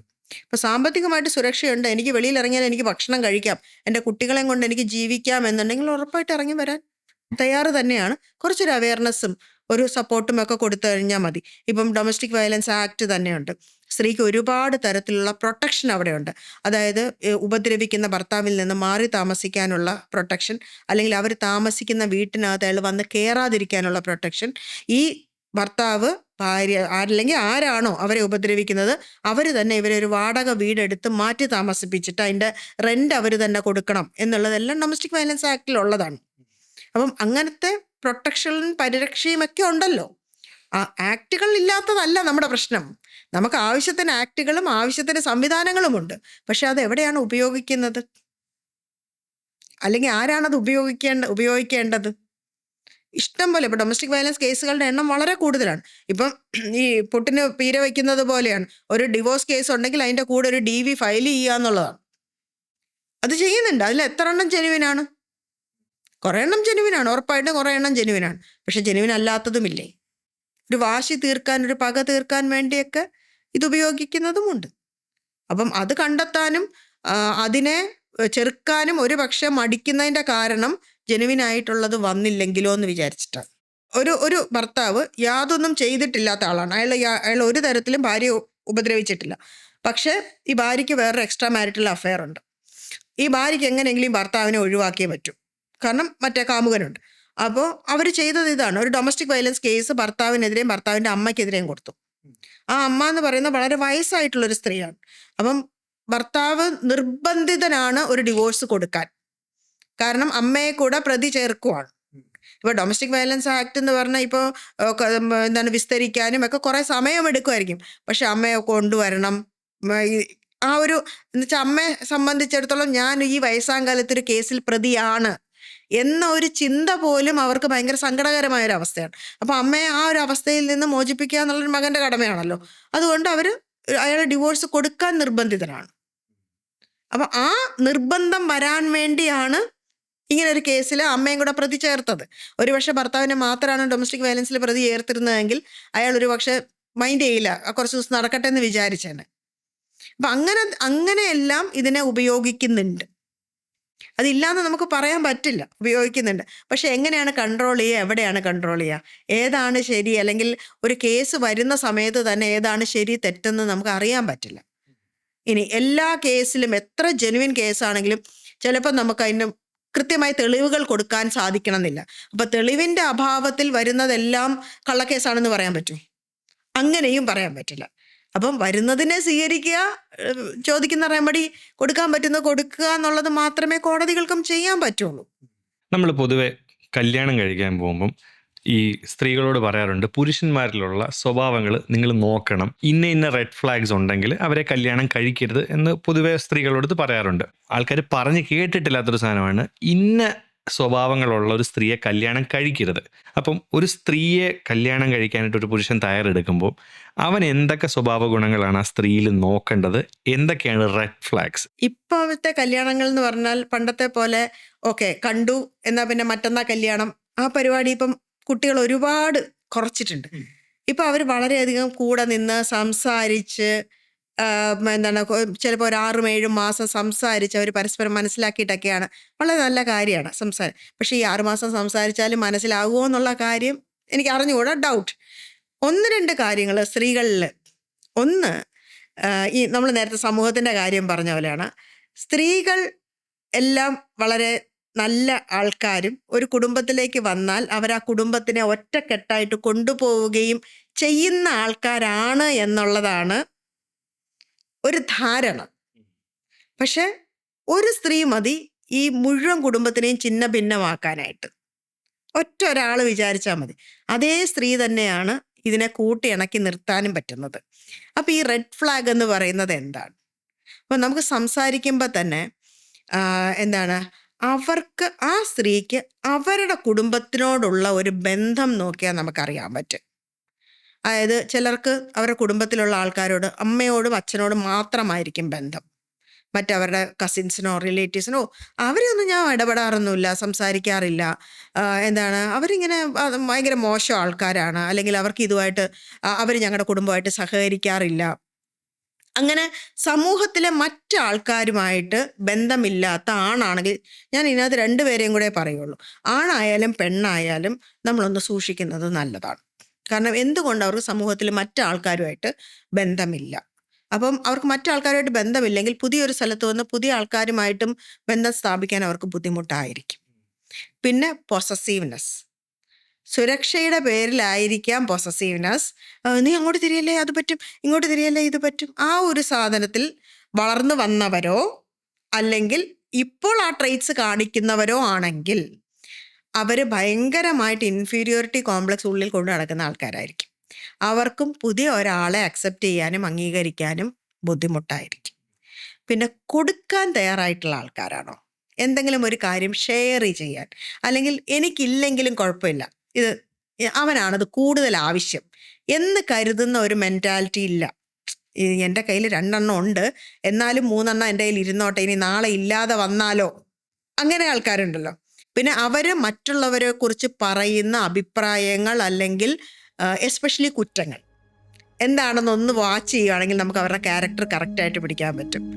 ഇനി ഒരാളെ കൃത്യമായിട്ട് അറിയണമെങ്കിൽ ഏറ്റവും എളുപ്പം അവരുമായിട്ടൊന്ന് വഴക്കുണ്ടാക്കുക എന്നുള്ളതാണ്.